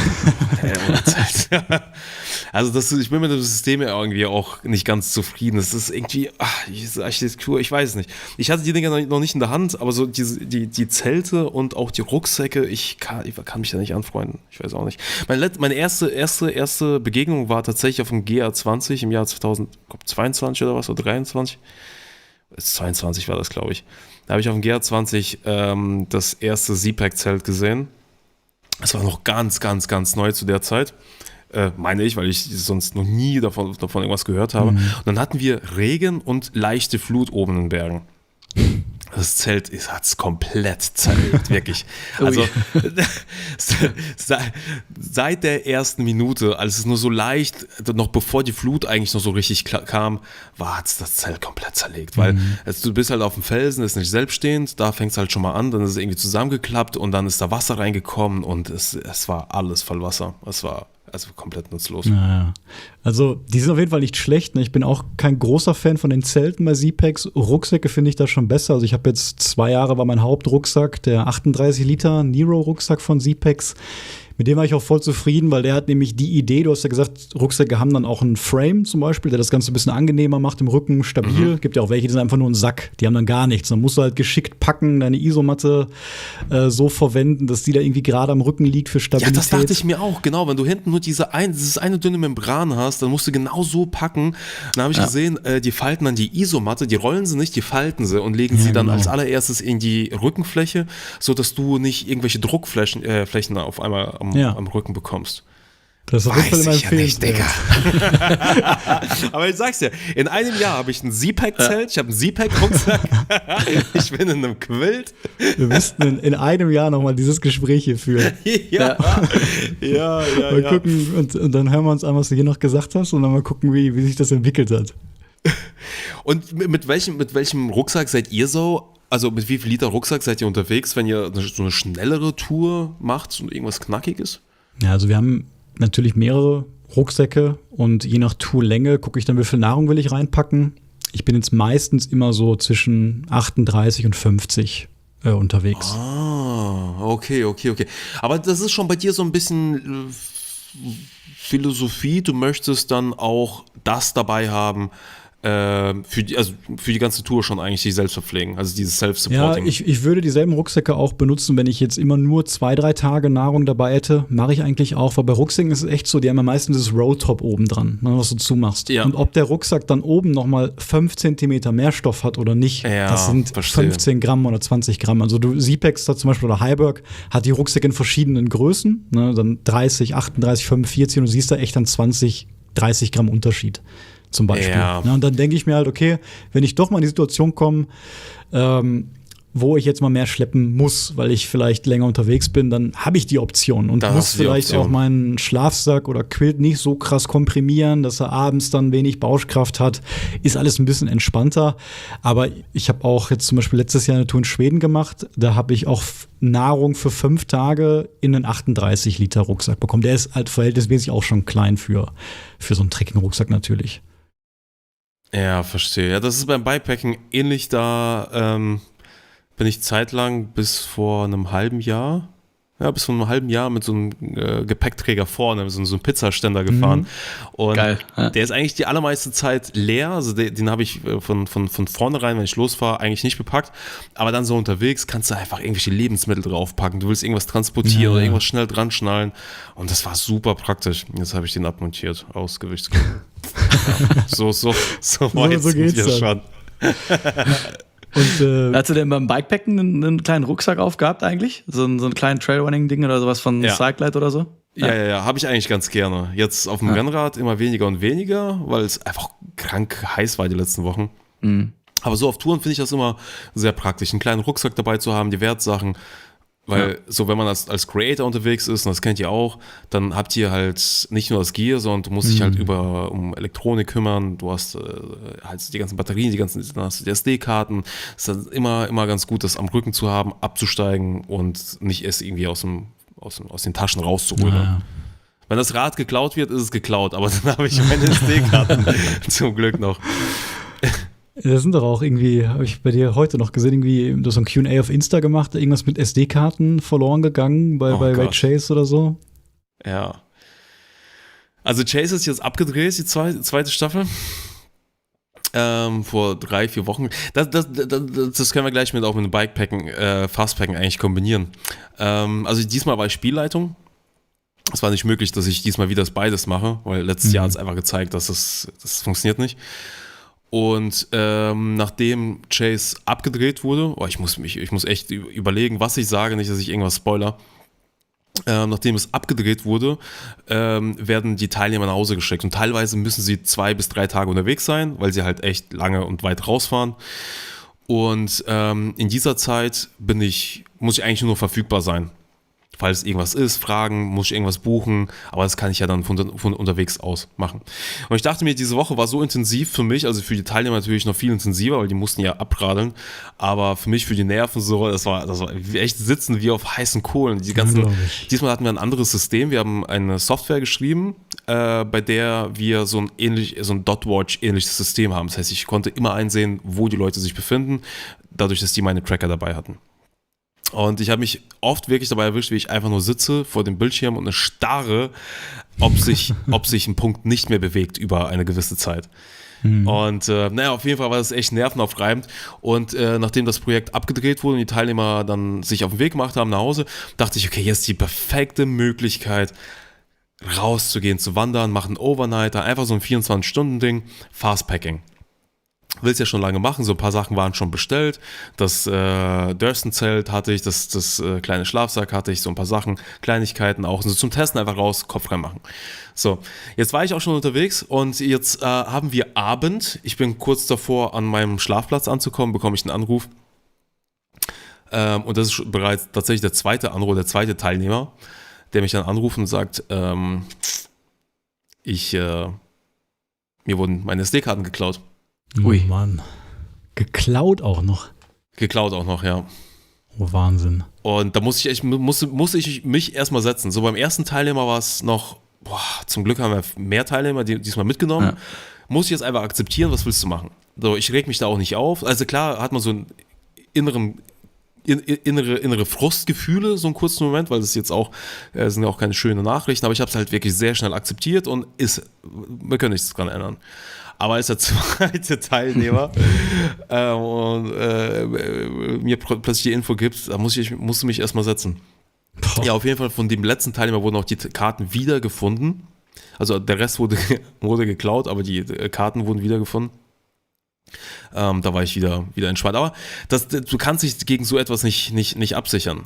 Du kannst, also ich kann auf 8 Teilnehmer 1000 Kilometer in verschiedene Richtungen irgendwelche toten Postkästen aufbauen oder irgendwie da jemanden hinschicken und dann Backups machen. Das funktioniert nicht. Entweder hast du die SD-Karten am Körper und hast du die Verantwortung für und bringst sie wieder nach Hause. Oder halt nicht. So, also es gibt diese 2 Optionen. Ich muss sagen, ich habe daraus gelernt, die Cases werden das nächste Mal getaggt. Dann haben wir zumindest die Möglichkeit zu gucken, wo liegt das Ding, wenn sie es verloren haben, dann kriegt man das vielleicht über AirTag wieder zurück oder mit Adresse drauf. Aber daran denkst du halt nicht. Ne? Ja, klar, ist ja auch ein Fall, also ich hätte selten, glaube ich, damit gerechnet, ne? Also dass man das verliert irgendwie, okay, bei einer Übernachtung oder so, aber dann findest es ja wahrscheinlich vielleicht noch wieder, aber wenn es geklaut wird, ist ja echt eine andere Hausnummer. Ich denke, denen das, kann ich das sagen? Nee, das kann ich nicht sagen, sonst verrate ich. Nee, das kann keine Spoiler hier lieber. Ja, aber wir Creator, wir wissen halt ganz genau, was solche SD-Karten nach so einem Trip wert ist. Also wir haben da ein ganz anderes Gefühl für. Und wenn ich dann so nach Moldawien, nach der Tour hatte ich sie an meinem Geldbeutel oder an meinem Handy. Also ich hatte es nie in einer Tasche. Niemals in einer Tasche lassen. Wirklich, niemals. Und ich glaube, das ist halt, ich hatte auch langes Briefing geführt, auch aus prophylaktischen Gründen, weil ich dachte, machst es einfach, die wissen halt Bescheid, machst es trotzdem. Carsten ist zum Beispiel letztes Jahr passiert, dass er aus seinem Flixbus ausgestiegen ist, weil ich muss die Leute natürlich auch ein bisschen in Schutz nehmen. Nach so einer Tour, nach, keine Ahnung, 1000 Kilometern, 5 Tagen, sind die komplett zerlegt. Das ist für sie auch so eine extreme Situation. Wirklich, ist eine extreme stressige Situation. Und wenn sie dann angekommen sind, und so war es bei mir auch, und wenn die Tour fertig ist, dann ist die Luft, so diese restliche Energie, die noch da ist, wo man sagt, so, wenn du nicht mehr kannst, dann hast du diese 30% noch da. Und wenn du angekommen bist und die ganze Nummer vorbei ist, dann verpuffen diese 30%. Du bist einfach nur, die Luft ist raus. Und danach du kannst nicht mehr klar denken, du bist nur noch müde, du willst schlafen, du bist hungrig. Und so war es auch bei Carsten, als er mit dem Flixbus nach Hause gefahren ist, nach Aachen, glaube ich. Er steigt am Bahnhof aus, läuft einfach, läuft nach Hause und plötzlich hupt der Busfahrer und hält seine kleine Tasche aus dem Fenster mit SD-Karten, mit Kamera, mit Selfie-Stick. Das ist krass, wenn das weg gewesen wäre. Ey, sonst hätten wir Carsten nicht erzählen können. Das war echt auch eine knappe Nummer. Und ich muss echt überlegen, wie ich das nächste Mal mit den Briefings echt nochmal anders mache, um den Leuten halt deutlich zu machen, wie wichtig die Dinger sind. Wie könnte man das machen? Aber ja, ist halt dann letztendlich am Körper oder nicht. Eigenverantwortung dann irgendwo, ne? Ja, du musst es behandeln wie ein rohes Ei, ja. Ich kann mir vorstellen, was das für ein Schock dann auch ist, vor allem, wenn du ja auch dann, wenn es dein Format ist, ich weiß, wie viel Arbeit da reinsteckt. Mir ist es zweimal auf einer Tour passiert, dass die GoPro meine SD-Karte zerstört hat, während ich gefilmt habe, so am 2. Tag auf der Tour oder so. Oh mein Gott. Alles war weg und dann saß ich hier tagelang zu Hause mit so Rekonstruktionstools, hab dann irgendwie Videofiles mit Artefakten dann da rekonstruiert und alles war Mist, aber ich dann trotzdem versucht irgendwie hochzuladen. Ja, man klammert sich dran und du weißt halt, was da drauf ist und das ist so eine Enttäuschung einfach, wenn es dann weg ist. Komplett dieses, weil man gibt sich so Mühe und es vergeht kein Tag, in dem du nicht etwas erlebst und es als besonders einstufst und denkst dir, geil, dass ich das noch mitgenommen habe. Cool, dass sich doch gelohnt, da noch auf den Berg hochzugehen. Und dann ist die SD-Karte weg. Und das hatte ich auch auf Portugal. Da sind wir auch wandern gewesen. Und ich hatte bis vor einem Jahr, habe ich noch viel mit Handy gefilmt. Dann so Close-Ups mit dem iPhone, weil das iPhone macht schon geile Aufnahmen, Close-Ups. Mache ich auch immer noch ab und zu ein paar Shots. Habe ich komplett eingestellt. Weil Portugal sind mir dann die Aufnahmen komplett flöten gegangen, weil ab und zu, also der Speicher geht auch super schnell voll und dann löschst du irgendwelche Stories, die du aufgenommen hast für Social Media oder keine Ahnung, irgendwas. Und dann habe ich die falschen Sachen markiert, dann war einfach ein halber Tag weg mit allen Close-Ups und allen Übergängen. Und das hat so wehgetan. Natürlich auch für einen Teilnehmer, wenn er das ganze Case verliert, ist natürlich auch am Boden zerstört, weil er hat sich auch 5 Tage lang Mühe gegeben und jetzt kann seine Geschichte nicht mehr erzählt werden. Du hast ja wahrscheinlich auch da 10 Karten plus minus drin. 15 Karten, ja. 15 Karten sogar. Ja. Das ist schon übel. Ja, jetzt muss man gucken, wie man das in Edit löst. Natürlich könnte man noch so mit dem arbeiten, was man hat. Auf der anderen Seite macht es halt auch keinen Sinn, so den Teilnehmer halt aufzubauen, der dann halt überhaupt nicht gezeigt wird. Weshalb wir noch hin und her gerissen sind, ob wir halt, das wird natürlich so oder so transparent kommuniziert, was passiert ist. Wird sowieso bei Chase immer. Aber ich tendiere aktuell dazu, dass wir den Teilnehmer komplett rausoperieren. Dann stresst es ihn nicht, dann stresst es die Zuschauer nicht. Ist letztendlich vielleicht für den Zuschauer dann einfach einfacher auch da, oder für die Story, dann kann ich schon verstehen. Wann soll es denn starten offiziell, also die Ausstrahlung? Ja, die Produktion läuft aktuell, wir nehmen uns diesmal etwas mehr Zeit. Letztes Mal, also ich bin auch zufrieden mit dem Schnitt, weil es auch so roh und ungeschliffen wurde. Aber es war sehr stressig. Das war wirklich ultra stressig. Wir haben gerade mal 3 Folgen vorproduziert, sind in den Launch gegangen. Am 7. Januar war das, glaube ich, am 5. Januar. Und dann haben wir natürlich auch parallel die ganzen Feedbacks umgesetzt. So, hey, keine Ahnung, gab es in der Karte so ein paar Sachen, die wir geändert haben. Mit Musik, mit dies, das, jenes. Und dann haben wir nochmal rückwirkend den finalen Edit nochmal in die Hand genommen. Und dann haben wir quasi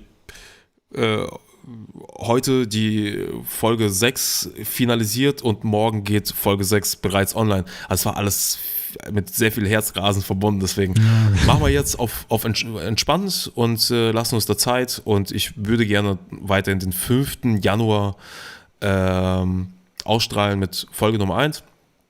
Wie wir es dieses Jahr schon gehandhabt haben, weil einfach da in diesem Zeitraum auch überhaupt gar keine Formate stattfinden. Weil jeder meidet diesen Zeitraum und ich finde, das ist der perfekte Zeitraum. Weil ist jeder eigentlich zu Hause, ne? Keiner ist draußen. Ist zu Hause. Du bist zu Hause, Weihnachten ist rum, Neujahr ist rum, du hast meistens Resturlaub oder die Firma ist meistens noch in der ersten Woche geschlossen und die Leute sind halt hängen nur noch. Und wollen sich ausruhen, wollen eigentlich gar nichts unternehmen. Und das ist eigentlich der perfekte Zeitraum für ein Format. Also ich hoffe, ich bleibe der Einzige mit der Idee. Nicht, dass jetzt irgendwie in der ersten Januarwoche 3 andere Formate gelauncht werden. Aber ja, wenn es ist. Alle, die das jetzt gehört haben, hier denken, eigentlich eine gute Idee, guter Gedanke. Ja. Ich glaube, ich gucke mir Chase 1 dann auch nochmal an. Habe ich nämlich gar nicht gemacht im Winter. Und dann schaue ich mir auf jeden Fall an, was ihr da aus dem zweiten Teil zusammengeschnitten habt. Ja, schau es dir an, vielleicht steigst du mal aufs Bikepacken und ich mache dann für dich das ganze Fastpacking. Ja, können wir tauschen, genau. Ja, ich habe tatsächlich noch nie versucht. Ne? Also bin natürlich Fahrrad gefahren, aber ich habe es letzte Woche noch gesagt, du hast es gerade auch schon einmal so ein bisschen gesagt, mit dem Outdoor-Kontext beim Biken, das geht mir dann immer so ein bisschen verloren. Also ich fühle mich immer zu schnell und habe das Gefühl, ich nehme immer zu wenig von meiner Umgebung wahr. Wahrscheinlich auch, weil ich noch nicht so die Erfahrung habe, gucke ich auch zu viel so auf den Weg vor mir, auf den Boden, wo ich so Mikroschwenker irgendwie machen sollte. Und ich würde es auf jeden Fall immer gerne auch mit Camping, also mit Zeltübernachtung verbinden. Ich glaube, so Racing-Formate wären nichts für mich mit vielen Unterkünften irgendwie. Also ich versuche immer nur Trekking-Touren zu machen, wo ich nicht in Unterkünften schlafen muss. Natürlich. Dann hatte ich zum Beispiel den GR 221 auf Mallorca gemacht. Da ist es super strikt jetzt mit dem Wildcamping geworden, weswegen ich da mal seit langer Zeit wieder so eine Vollhüttentour quasi machen musste oder Hoteltour. War auch okay, aber kickt nicht so für mich. Oh Mann, den wollte ich auch machen. Okay, dann das kannst du echt knicken. Das sind überall Schilder und du darfst sogar dich nicht mehr draußen nachts aufhalten auf den Wegen. Das ist so strikt, also krass. Egal was du vorhast, irgendwie mit Biwak sagt, es geht nicht und da fliegen Drohnen teilweise, das wird auch kontrolliert. Oh nein! Das ist schon das ist jetzt nur die zweite Insel, die für mich einfach obsolet wurde. Madeira, genau dieselbe Nummer. Ja, die Spanier meinen es jetzt echt ernster mit dem Naturschutz. Ja, aber auch irgendwo verständlich, die Leute, also zu meiner Zeit da, also weiß nicht, wann ich genau da war, auf der Insel, war es die haben es komplett übertrieben. Überall war Müll, also das war schon hart. Deswegen kann ich dann die Regierung verstehen, wenn die jetzt da so hart eingreift. Also das ist ja auch echt so ein kleines Naturschutzhabitat und das muss dann auch wirklich geschützt werden. Ja. Ist jetzt nicht so wie bei uns im riesengroßen Wald, das ist halt die Insel. Und die haben auch viele Waldbrände, dann halbiert sich die Insel, die Natur plötzlich, wie auf Teneriffa. Da bin ich auch durchgelaufen, da war Hiroshima gelaufen, da war alles verbrannt, alles schwarz. Ja. Boden war schwarz, Bäume schwarz. Das ist völlig irre. Ja, Madeira wollte ich tatsächlich jetzt mal im Winter angehen oder im Frühjahr. Muss ich mal gucken, weil ich war leider noch nie auf Madeira. Es gab ja wirklich die Zeit, wie du schon gesagt hast, wo es auf jeden Fall besser dort war und weniger beliebt, auch die beiden großen Inselüberquerungstrails, die es da gibt. Aber ich muss mich noch mal reinlesen, wie da jetzt die Situation aussieht. Da wird ja gerade auch so viel immer verändert. Jedes halbe Jahr kommt dann wieder eine neue Regel hinzu, dann wird da was weg und mal gucken, ob ich das mache. Also jetzt seit Januar ist es wirklich streng geworden. Du musst nicht nur den gesamten Wanderweg, für den gesamten Wanderweg anmelden, sondern für die einzelnen Abschnitte. Und die haben Slots. Das heißt, wenn du, weiß nicht, für 8 von 10 Wanderwegen einen Platz bekommst, aber für 2 irgendwie mittendrin nicht, dann kannst du die Tour nicht machen. Außer du versuchst dich da irgendwie und wirst irgendwie nicht erwischt. Aber jetzt gerade ist halt super Pain.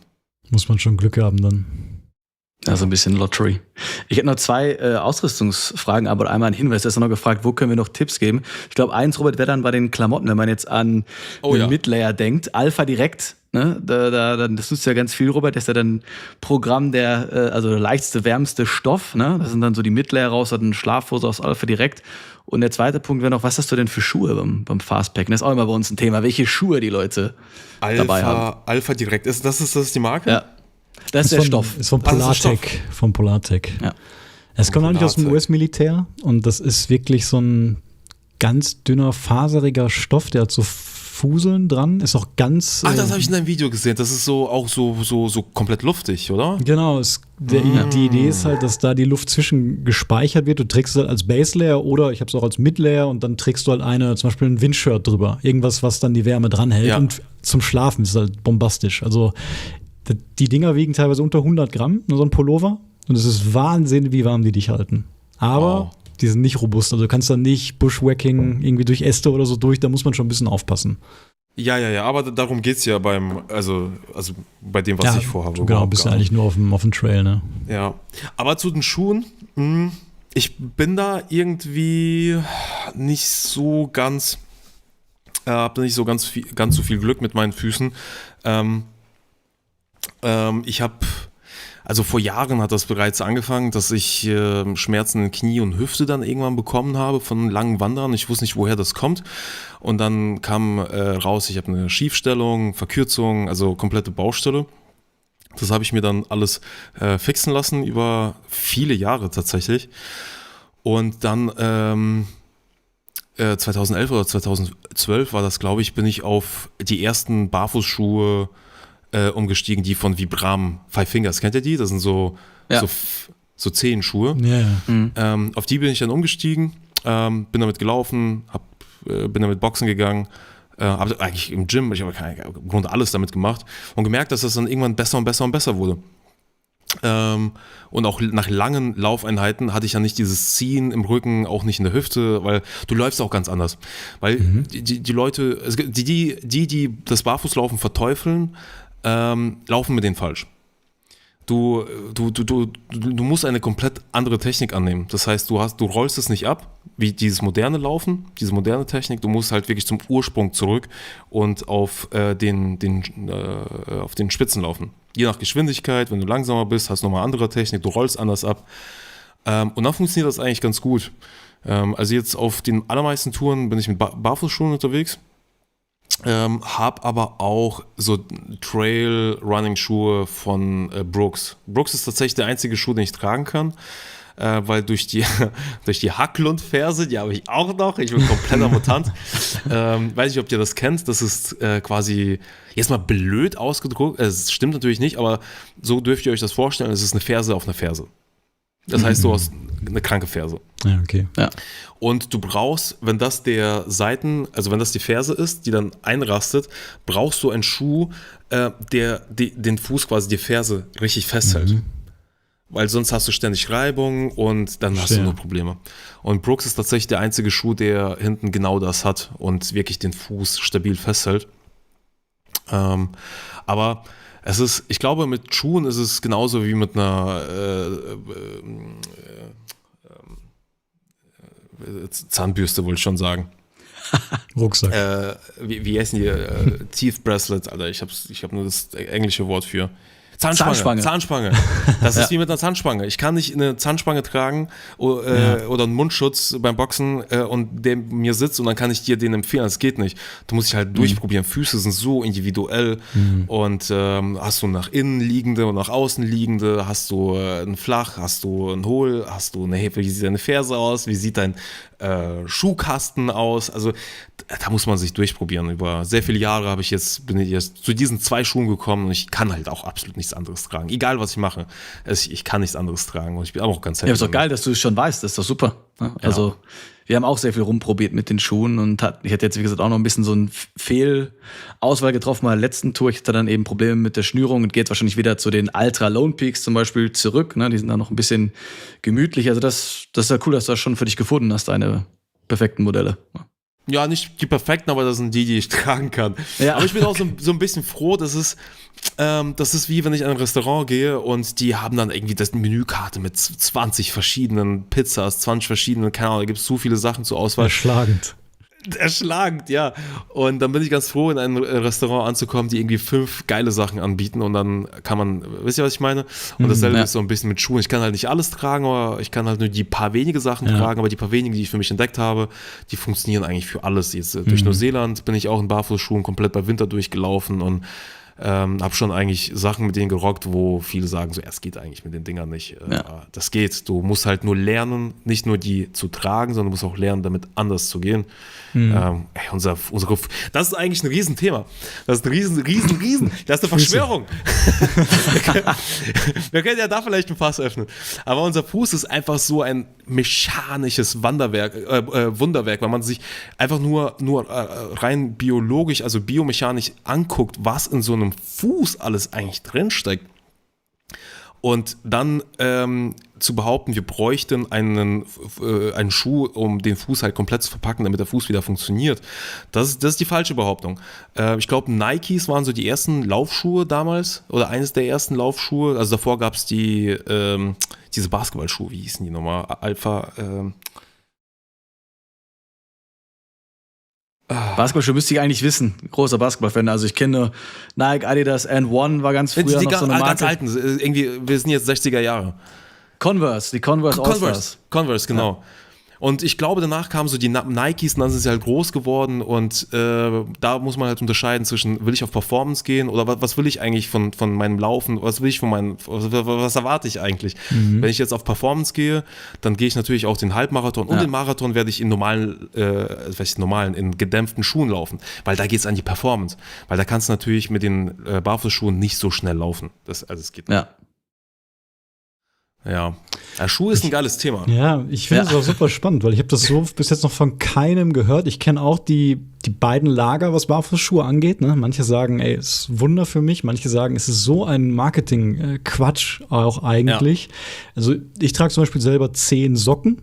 Ne, weil ich gemerkt, wenn ich Blasen habe auf so langen Touren, also wenn du wirklich lange läufst und es noch feucht ist und dein Schuh ist konstant nass, hatte ich dann Blasen zwischen den Zehen immer noch. Ja. Und diese 10 Socken, die helfen daher. Wahrscheinlich ist es dann bei den Barfußschuhen ähnlich. Ne, dass du dann auch, ich glaube, hast du alle 10 getrennt oder nur den großen von den anderen 4?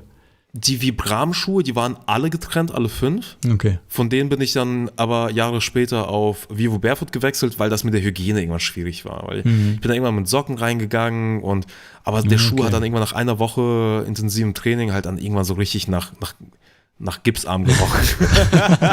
Ich habe ihn einfach nicht mehr sauber bekommen.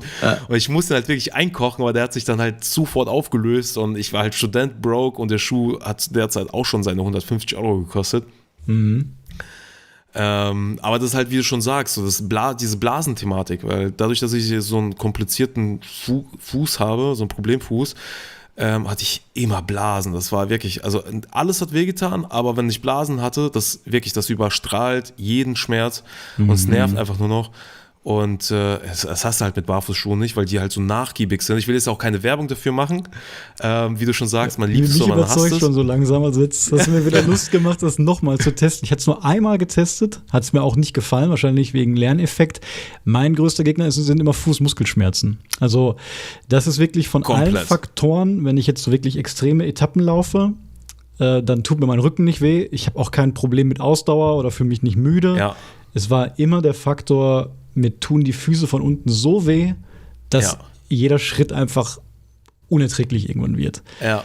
Und da habe ich dann wirklich jetzt über Jahre auch verschiedene Schuhe getestet, habe dann gemerkt, ja, ich brauche so ein Zero-Drop-Profil, halt die ganz gerade sind, also keine Hacke haben, die hoch sind, ne, an der Ferse.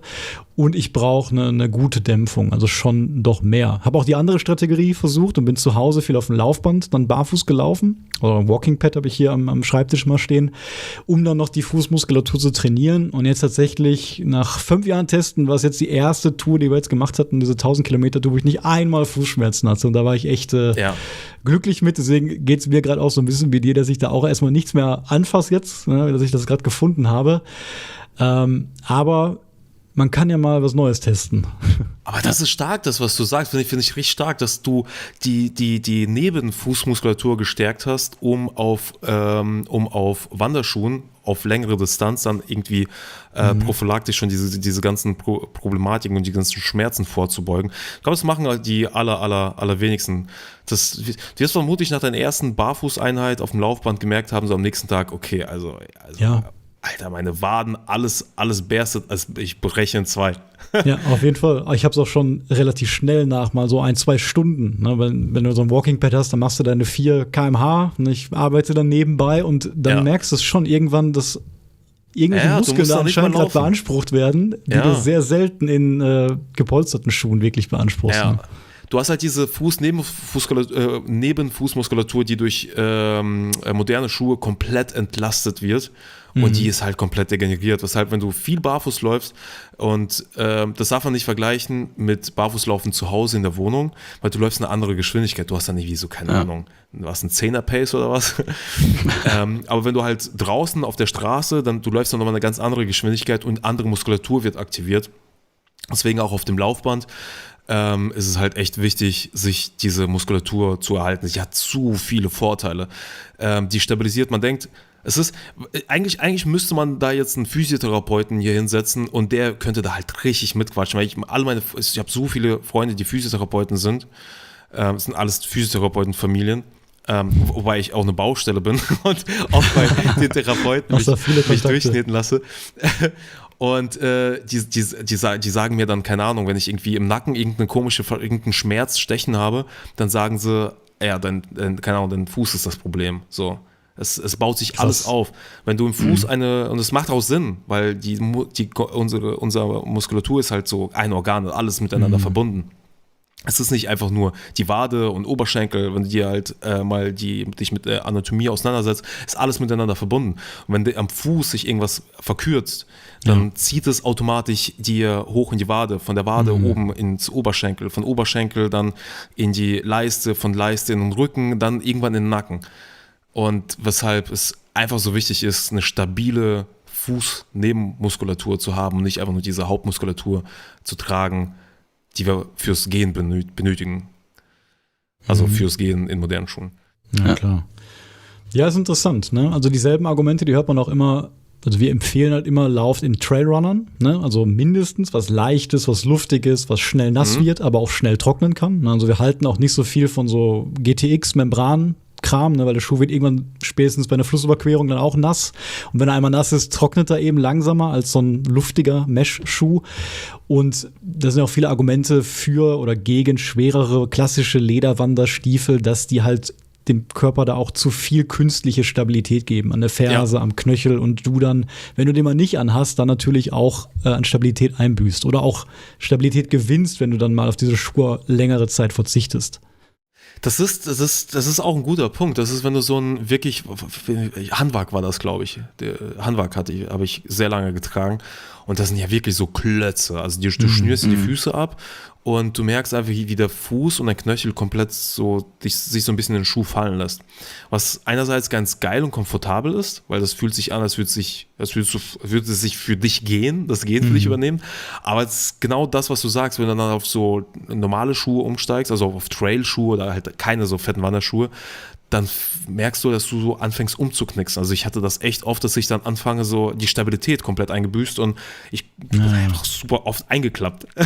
Ja, das ist ja auch, viele haben das dann und dann Knöchelprobleme und knicken häufig um. Vielleicht läuft man dann auch ohne Trekkingstöcke oder Wanderstöcke und die greifen dann schneller halt eben zu diesen knöchelhohen Schuhen, einfach um das zu schützen. Ist natürlich auch bis zu einem gewissen Grad sinnvoll, wenn man da Probleme hat oder in Geröll unterwegs ist, ne, wo halt dann Steine gegen den Knöchel knallen könnten. Aber ich sag mal, für so längere, leichte, normale Touren auf normalen Trails, da finden wir eigentlich diese leichteren Schuhe immer besser, eigentlich. Ich glaube, ich würde, glaube ich, jedem fette Schuhe abraten.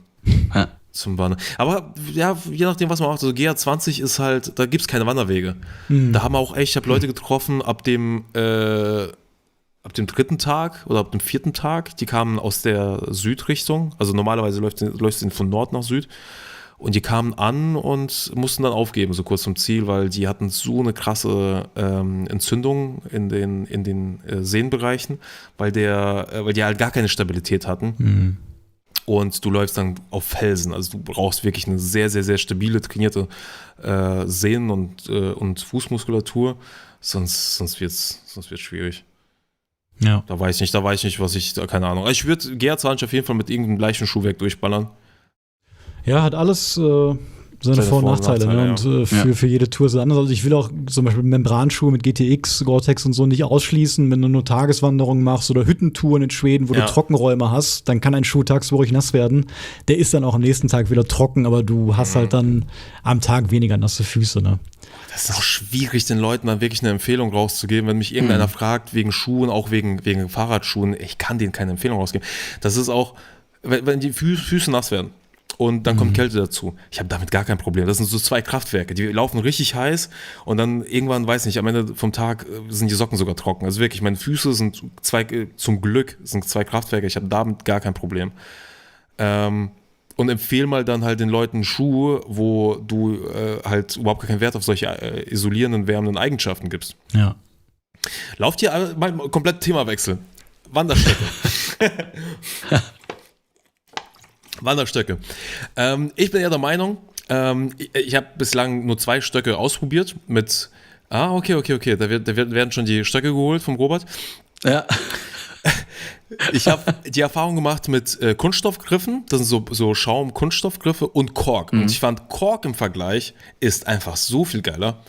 Ja, ich liebe Kork auch. Ich bin da nur auf Kork umgestiegen. Die sind ja ein bisschen schwerer leider, aber ich wollte unbedingt den Korkgriff haben. Das fühlt sich super an. Stimme ich euch zu. Robert, zeig mal nochmal. Es kommt aber auch auf den Schaumstoff an. Also da gibt es natürlich auch Dicken und Materialstärken. Der fühlt sich tatsächlich sehr nah an Kork an. Das ist jetzt so Full Carbon, relativ leicht.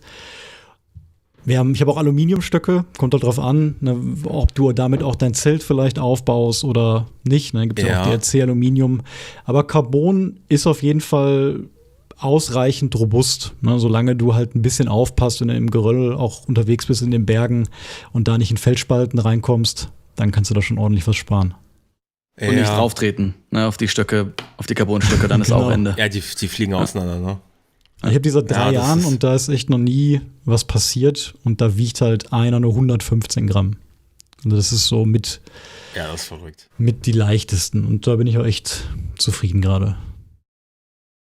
Welche sind das? Die empfehle ich auch sehr gerne. Kommt von einer kleinen französischen Firma, die heißt Ruta Locura. Und das sind die Jana Poles. Das musst du mir schicken. Ich schicke dir das gerne. Und da gibt es sogar noch eine neue Version jetzt, da bin ich neidisch, aber mir ist es das Geld jetzt nicht wert, nochmal abzugraden. Die haben nochmal andere Tipps selber designt, auch jetzt stellen die selber her. Und abnehmbare Schlaufen, kannst also auch ohne laufen, wenn du willst. Ich würde immer mitlaufen. Und ja, zweiteilig, auch höhenverstellbar natürlich. Das brauchst du halt, wenn du dann nichts mit aufbauen willst, weil. Das wäre die nächste Frage. Höhenverstellbare, dann funktionieren diese Klappstöcke ja dann gar nicht mehr.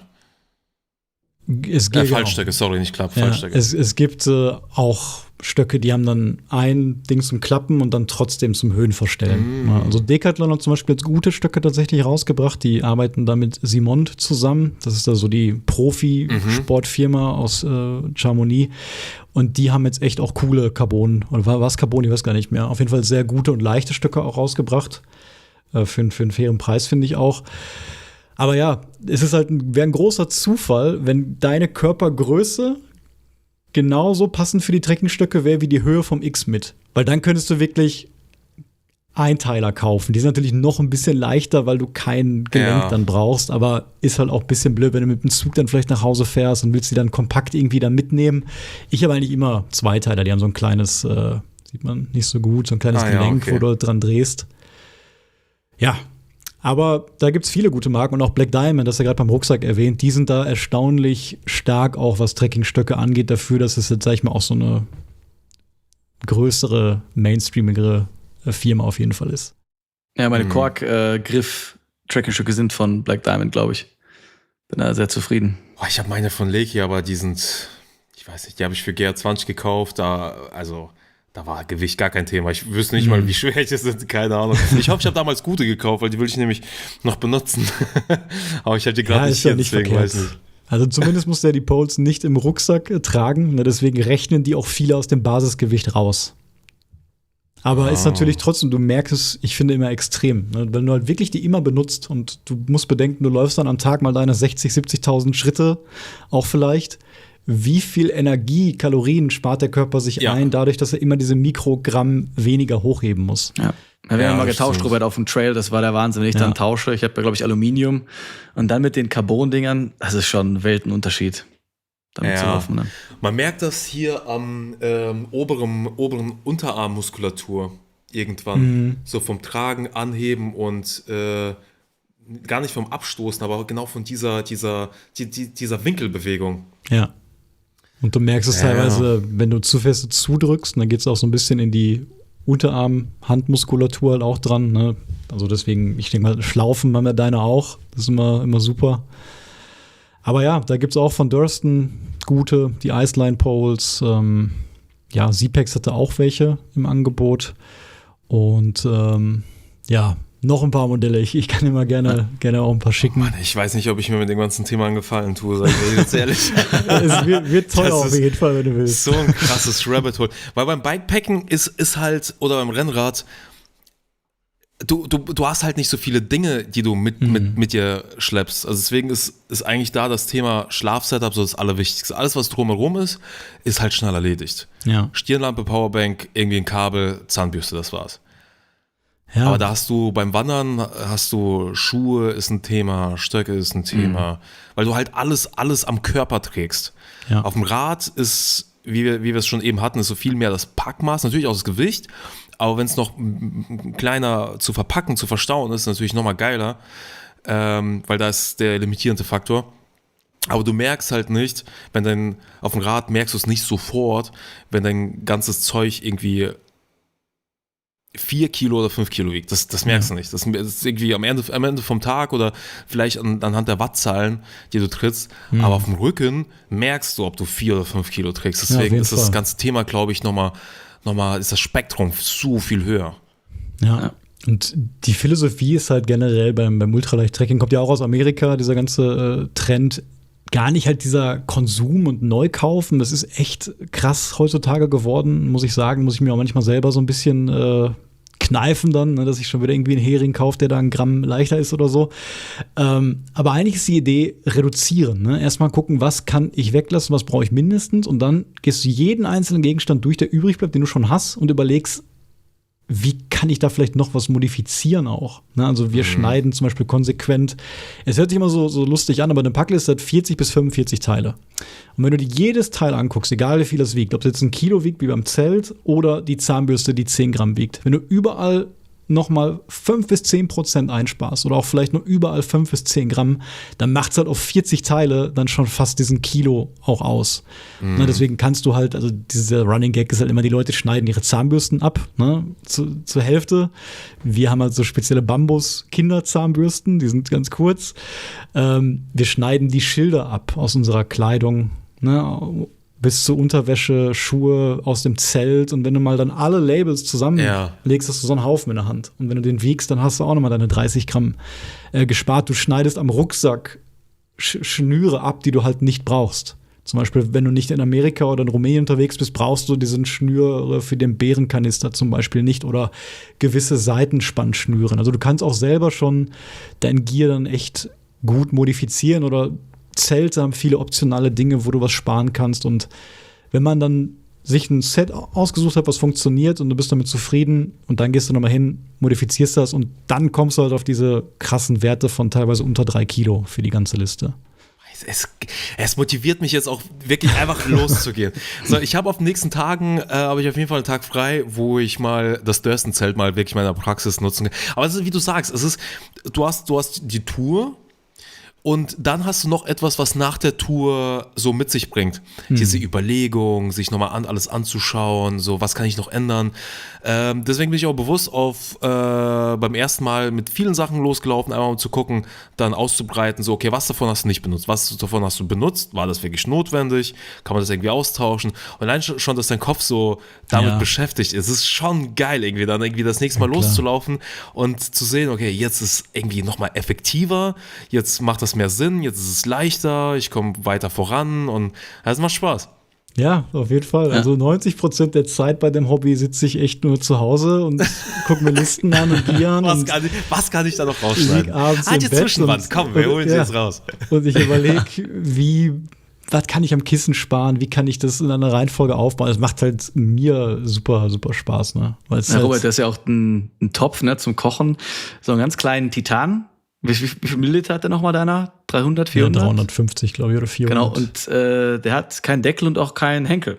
Ja. Also wenn das Wasser dann kocht, dann reißt er sich halt vom Track and Eat ein Stück Plastik ab und nimmt das dann, dieses kochende Wasser hoch, verbrennt sich 3-mal die Finger und kocht dann sein Essen fertig. Aber der wichtige Gedanke dabei ist, ich verbrenne mir nur am Abend so ein einziges Mal den Finger, statt dann halt dieses Gewicht den ganzen Tag mit mir rumzuschleppen. Ja. Genau, so ist es. Ja. Du hast auf jeden Fall den richtigen Spirit da schon mal. Ja. Oh Mann, eigentlich bin ich gar nicht der Typ für sowas. Ich bin eigentlich so der Stumpfe. So, ich gehe raus und wenn es irgendwie funktioniert, dann funktioniert es so. Der Reiz hinter der ganzen Nummer ist, dass es irgendwie was Neues ist. Es ist kein richtiges Wandern, es ist auch kein richtiges Ultra-Trail, es ist kein richtiges Joggen, es hat nichts mit Fahrrad zu tun. Und du hast nochmal ganz andere Herausforderungen, wenn du mit so wenig losziehst und aber trotzdem viel mehr Strecke machen möchtest. Und das reizt mich jetzt gerade irgendwie auch das neue Gear. Du hast natürlich auch beim Bikepacken und auf dem Fahrrad natürlich schon irgendwie gefühlt alles durchgetestet, so was es gibt. Aber da erschließen sich jetzt völlig neue Welten. Und eine viel, viel, viel gestörtere Community, glaube ich. Ja, die Biker, die Ultra-Racer sind auch schon gut gestört. Also, ja. Fritz hat uns damals auch ein paar krasse Sachen erzählt. Ich glaube, da wirst du schon angeschissen, wenn du deine Zahnbürste nicht kurz genug absägst. Es ist halt alles so eine Perspektive, ne? Also wenn du gar nicht aus dieser Ultralight-Bubble kommst und du guckst da drauf, dann denkst du dir im ersten Moment, was machen die da für einen Kram? Ne? Ich habe ja auch mit meinem 20-Kilo-Rucksack Spaß. Und ich finde, es geht auch beides. Ne? Du hast gerade gesagt, irgendwie einfach rausgehen, Sachen probieren mit egal welchem Equipment und dieses Optimieren. Ne? Das ist halt, wie wir schon gesagt haben, so ein iteratives Ding und hört dann auch nie auf. Ja. Ja. Mir ist ordentlich warm und ich gucke gerade auf die Uhr. Wir quatschen schon fast 2 Stunden. Also wir könnten ja noch so viel hier durchgehen. Aber ich würde sagen, Alex, du musst dir deine Packliste mal notieren, mal aufschreiben die nächsten Wochen und dann schickst du die mal. Dann schauen wir uns das mal an. Ja, aber schick mir bitte den Link, wo ich dann all mein Kram eintragen kann. Ich will dann so schönes buntes Diagramm, wo dann zeigt, irgendwie Rucksack ist bei 15 Kilo. Ja. Ja, Cool. Zuletzt haben wir noch so ein paar generelle Fragen, die wir eigentlich immer fragen. Sebastian, mach du mal, dann kann ich einen Schluck trinken noch. Ja, aber natürlich gerne wissen, du hast ja so viel erlebt, Alex, so was denn so bisher von allen Touren, sei es jetzt auf dem Fahrrad oder zu Fuß, deine Lieblingstour oder die schönste Tour für dich war? Das werde ich tatsächlich oft gefragt und ich habe immer irgendwie das Gefühl, ich habe jedes Mal eine andere Antwort, weil je mehr Zeit vergeht, dann umso mehr habe ich auch Zeit, die Dinge richtig zu ordnen. Ich finde, die einfachsten Dinge machen am meisten Spaß. Klar war ich jetzt schon in der Mongolei, habe da die Adlerjäger besucht, dann waren wir Indigene besuchen durch unberührte Natur durch den Regenwald und sowas. Aber das ist nochmal ganz andere Abenteuer. Je nachdem was so, wenn du mich fragst, wo welche Kultur oder auf dem Bike oder oder zu Fuß, weil das ist genau wie Robert gesagt hat, er tut sich schwer auf dem Fahrrad die Umgebung richtig wahrzunehmen und bewusst zu genießen. Und dadurch, dass ich wirklich, also gefühlt alles mache, ich mache ja Kajak, Motorrad, Wandern, Laufen, Mountainbike, Gravel, Rennrad, Longboard durch Kirgisistan, also wirklich alles. Und ich bin mittlerweile an einem Punkt, wo ich das Ganze sortieren kann und klar dann auch zuordnen kann, wenn ich so ein Bedürfnis habe nach Abenteuer, dann denke ich mir, okay, was für eine Art von Abenteuer willst du? Wenn ich jetzt zum Beispiel lange auf dem Motorrad unterwegs war, und beim Motorrad ist es so, dass du da die Umgebung am allerwenigsten wahrnimmst, aber das sind andere Faktoren, die Bock machen. Weil der Fokus ist immer auf der Straße. Wirklich, da ist dein Leben an allerhöchster Stelle. Du darfst halt kein Schlagloch übersehen, du musst auch auf die Fehler anderer achten. Und deswegen ist es wenig Zeit, um sich da irgendwie umzuschauen und die Umgebung zu genießen. Aber da kommen halt andere Faktoren dazu, die richtig nice sind auf einem Motorrad. Direkt darunter würde ich, glaube ich, das Rennrad einreihen, weil da bist du auch im Fokus, du hast dann irgendwie so, du achtest viel mehr auf den Körper, wie er funktioniert und die Wattzahlen und okay, wann gehe ich jetzt in das nächste Intervall. Und direkt darunter ist das Gravel, Mountainbike, Wandern. Und beim Wandern, finde ich, da bekommst du viel mehr bewusst von der Umgebung wahr, weil das ist alles viel langsamer und du musst viel weniger achten. Ja.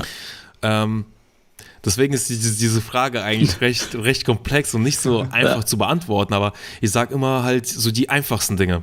Und es können auch die einfachsten Dinge auf dem Rennrad sein, es können auch die einfachsten Dinge. So eines wirklich der coolsten und einfachsten Dinge, die ich gemacht habe, war die Moldawien-Tour, jetzt mit dem Gravelbike. Also sind wir einfach in Deutschland losgefahren und wir fahren jetzt einfach fast bis an die russische Grenze. So einfach in den Osten. Wir ballern jetzt einfach weiter und weiter und weiter. Und wir haben nichts geplant und das finde ich auch so cool dran, das ist, glaube ich, meine größte Eigenschaft, dass ich mich nicht verrückt mache, wenn irgendwas dazwischen kommt, wenn irgendwas nicht klappt, weil genau danach suche ich so, weil die Lösung für Probleme zu finden, das gibt mir irgendwie so eine Befriedigung. So, ja, schau mal, du hast es geschafft. Je mehr du planst, umso mehr kann dazwischen kommen. Wenn du nichts planst, dann ergibt sich da eigentlich viel, viel, viel mehr aus der Tour. Und ich glaube, so die einfachsten Dinge machen mir am meisten Spaß. Ja, hört sich super an. Also gerade auch das, wenn du sagst, von zu Hause aus losfahren, ist auch nochmal ein ganz anderes Erlebnis. Du gehst aus der Tür raus, schwingst auf dein Fahrrad und kannst direkt einfach nach Osten losfahren. Das ist, glaube ich, auch eine richtig geile Sache. Da gibt es ganze Studien, weshalb das bei den Menschen eine richtige Befriedigung einfährt, diese Distanz aufzubauen. Das hat irgendwie von damals noch aus der Steinzeit was zu tun mit dem großen Jagdgebiet, den man hat. Und je mehr Strecke du machst, umso mehr Jagdgebiet forstest du ab quasi. Und das ist so ein Survival-Trieb, den wir haben. Also ich weiß nicht, also viele berichten davon, dass die mit dem Rad übel gerne, als Radfahren ist das eine, aber diese Distanz aufzubauen. Es ist auch ein Unterschied, ob du diese 500-Kilometer-Challenge, ich habe mir 4 verschiedene Optionen zusammengestellt und 4 davon waren Loops, weil ich dachte, nach 500 Kilometer komme ich an, ich bin zu Hause, ich habe meine Dusche, ich habe mein Essen und dann lege ich mich hin in mein Bett. Wenn ich jetzt 500 Kilometer in irgendeine Richtung, dann bin ich irgendwo. und dann bin ich komplett vielleicht am Arsch und dann muss ich irgendwie diese 500 Kilometer, es dauert vielleicht irgendwie den ganzen Tag, bis ich wieder zu Hause bin. Und trotzdem habe ich mich von zu Hause entfernt, weil das ist für den Kopf super wichtig. Vor allem, wenn du so eine anstrengende Challenge antrittst, ist es für den Kopf so viel wichtiger, auf Entfernung zu gehen, weil wenn du siehst, die Kilometer fallen oder die gefahrenen Kilometer, die gelaufenen Kilometer kommen hinzu und du entfernst dich von einem Punkt, ist es viel einfacher weiterzumachen. Ich weiß gar nicht, wie wir jetzt dazu gekommen sind, aber ja, also Strecke zu machen, sich von einem Punkt zu entfernen, vor allem von zu Hause und dann zu gucken, Alter, also ich habe jetzt in 2 Wochen bin ich jetzt komplett aus Europa rausgefahren. Das ist schon geil. Habe ich auch noch nie gehört mit der Studie. Und da reden wir auch oft drüber, so von zu Hause loslaufen, ne? Gerade hier mit mehr Outdoor im Alltag, da kann man genauso Abenteuer auch erleben. Ne? Wir haben es jetzt andersrum gemacht, wir sind nach Hause quasi gelaufen, die 1000 Kilometer, also am nördlichsten Punkt Deutschlands gestartet und dann nach Süden gelaufen von Sylt aus. Und dann irgendwann fast zu Hause angekommen quasi. Das war auch irgendwie cool, so ein Ziel zu haben. Ne? Du weißt, ich laufe jetzt wieder Richtung Heimat. War auch cool. Ich glaube, zu Fuß Wandern oder Fastpacking ist nochmal viel einfacher, sich in Europa auszutoben, weil du punktuell unterwegs bist. So auf dem Rad in 2 Wochen, da kannst du schon deine 2.000 bis 2.500 Kilometer auf entspannt abreißen und dann brauchst du halt eine Strecke. So. Und ich kann aber auch 2 Wochen lang mich nur auf Korsika austoben. Deswegen hat man da, glaube ich, da viel mehr Optionen. Und was würdest du sagen, war so dein schlimmster Moment? War das jetzt irgendwie die Nacht, wo dir so kalt war, wo du Liegestütze machen musstest? Oder war es irgendwann mal auf dem Rennrad, wo du komplett den Hungerast hattest oder gegen eine Wand gefahren bist? Hattest du da einen Moment, wo du dachtest, boah, das ist jetzt hier doch gar nicht meins, doch gar keinen Bock mehr? Gab es da auch einen Moment? Ich hatte viele schlimme Momente. Ja. Ich nenne das meine Schmerzbibliothek. Das ist auch, glaube ich, von dem viele berichten von ihrer eigenen Schmerzbibliothek. Der schlimmste Moment war tatsächlich Laos auf dem Fahrrad.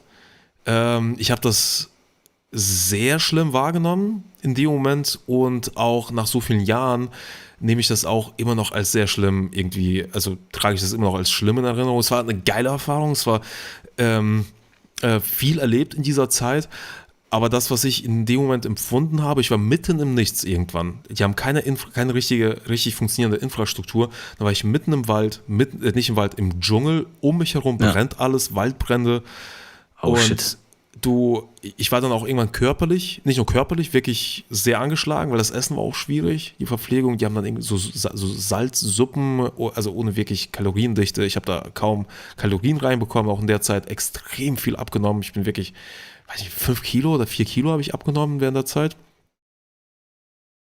Und psychisch war ich auch angebrochen, weil ich ständig diese Platten hatte. Ich hatte 15 Platten. Boah, da musst du nervig sein, da die Reifen zu wechseln. Oh mein Gott. Statistisch gesehen, jeden 3. Tag hatte ich keinen Platten. Keinen Platten jeden 3. Ach, krass. Ja. Und das hat auch den einfachen Grund, klar, also meine Bereifung war jetzt auch nicht optimal, aber die fahren die Autos und ihre Autoreifen so lange, bis sich dieser Kautschuk, diese Oberfläche sich komplett abnutzt und dann springt irgendwann das Drahtgemäsch raus. Dieser Metalldraht, ja. Dieser Metalldraht, der löst sich dann irgendwann ab und du fährst, dadurch, dass die haben auch keinen richtigen Asphalt, sondern du fährst durch die, kennst du diese, ich nenne sie Staubpfützen. Die sind dann, das ist so ein weicher Staub, den kannst du so anwobbeln und der gibt Wellen, so ein ganz Stauber. Und wenn du da durchfährst und dann sammeln sich diese kleinen Drähte, die stellen sich da auf, du fährst drüber, das ist ein Minenfeld. Ja. Und das hat mich komplett gebrochen. Und ich hatte halt keinen Exit. Ich hatte keine Option zu sagen, ja, okay, komm, du bist jetzt 1000 Kilometer gefahren, jetzt jetzt machst du auf entspannt und dann fährst du den Rest mit dem Zug. Da gibt's keinen Zug, da gibt's keinen Bus, da kannst du auch nicht trampen, Alter. Du musst weitere 1000 Kilometer durchziehen. Und das war schon tricky, weil du hattest auch keinen mentalen Support. Du hattest auch in dem Moment also ich greife da nicht auf Social Media zurück, wenn es mir irgendwie da schlecht geht, da gehe ich eher auf meine Liebsten, da habe ich auch meine Familie für sowas, aber trotzdem hilft es da so auch mal abends mal Social Media mal einzuschalten, mal eine Story zu machen und dann hochzuladen, dann kriegt man so ein bisschen Feedback, dafür ist ja die Social Media Bubble da, auf den Creator, um sich auszutauschen und ich muss sagen, meine Community gibt mir auch echt viel. Liebe geht raus an alle. Aber selbst die Möglichkeit hat sie halt auch nicht, weil da auch keine Verbindung, war gar nichts. Es war wirklich, war wie auf dem Mond. Und das war, glaube ich, bislang die anstrengendste für Geist und Körper, die ich jemals gemacht habe. Heftig. Krass. Ja, es hört sich übel an. Ja, aber es ist absolut, das nehme ich auch auf meine Kappe, mein Fehler. Ich bin wieder mit dieser Einstellung, geht schon irgendwie. Fahr einfach los. Und, also hätte ich in die Das sorgt ja auch dann meistens für geilere Abenteuer, ne, wenn es klappt. Das war ein krankes Abenteuer. Ich meine, das war ein bisschen mehr, ja als ich verkraften konnte. Das war ein bisschen mehr Abenteuer, als mir lieb war. Gibt's da ein Video zu? Hast du das gefilmt? Ja, Okay. Es gibt ein Video dazu, das ist ich glaube, mittlerweile 3 Jahre alt. Und das war auch so eine Nummer. Seit einem Jahr bin ich, mehr als einem Jahr, seit 1,5 Jahren bin ich relativ ruhig geworden. Aber davor hatte ich wirklich nach einer Tour ein paar Tage Zeit, um meine Taschen umzupacken und dann bin ich wieder weiter gereist. Und ich glaube, das kommt auch nur dazu, dass ich den Arctic Warrior gemacht habe. Das ist auch so ein Survival-Format gewesen. Und dann bin ich quasi nach Hause geflogen und die Tasche war schon gepackt und dann bin ich nach Laos. Da war keine Zeit für Regeneration und nach so einer Nummer hätte ich meinem Körper so ein bisschen mehr Zeit geben sollen, um zu regenerieren, ein bisschen Kraft zu tanken, Reserven aufzubauen. Ja. Spannend auf jeden Fall. Werde ich mir angucken. Können wir mal verlinken. Ne? Gerne auch genauso wie dein YouTube-Kanal, deine Website, habe ich mir auch angeschaut. Du hast so einige Sachen. Verlinken wir alles mal, Instagram auch. Also wer sich noch ein paar Videos hier angucken will von Alex oder Roofless Cat, kann das gerne unten machen. Jetzt haben wir die 2 Stunden, jetzt haben wir die 2 Stunden fast voll. Ich bin komplett nass geschwitzt hier gerade. Es ist so unerträglich warm. Haben auch lange nicht mehr so eine lange Folge gehabt. Also richtig geil. Hat mir super Spaß gemacht. Und mir auch total. Lass uns auf jeden Fall nochmal treffen. Gib mir noch irgendwie so 3 Monate Zeit, ja, dann fuchse ich mich da ein. Gerne. Dann hole ich mir ein Quilt. Und dann reden wir nochmal. Ja, du bist auf jeden Fall herzlich immer eingeladen. Machen wir auf jeden Fall. Ich schicke dir nochmal die ganzen Sachen und dann freuen wir uns auf deine Packliste hier bald. Cool. Danke für die Einladung. Hat mega Spaß gemacht, wirklich. Auch sich auf einer irgendwie komplett anderer Ebene auszutauschen über komplett andere Themen. War für mich auch sehr neu und hat mir sehr viel Spaß gemacht. Dankeschön. Gerne. Ja, Alles vielen klar. Dank. Dann macht's gut. Bis dann. Ciao. Bye. Ciao.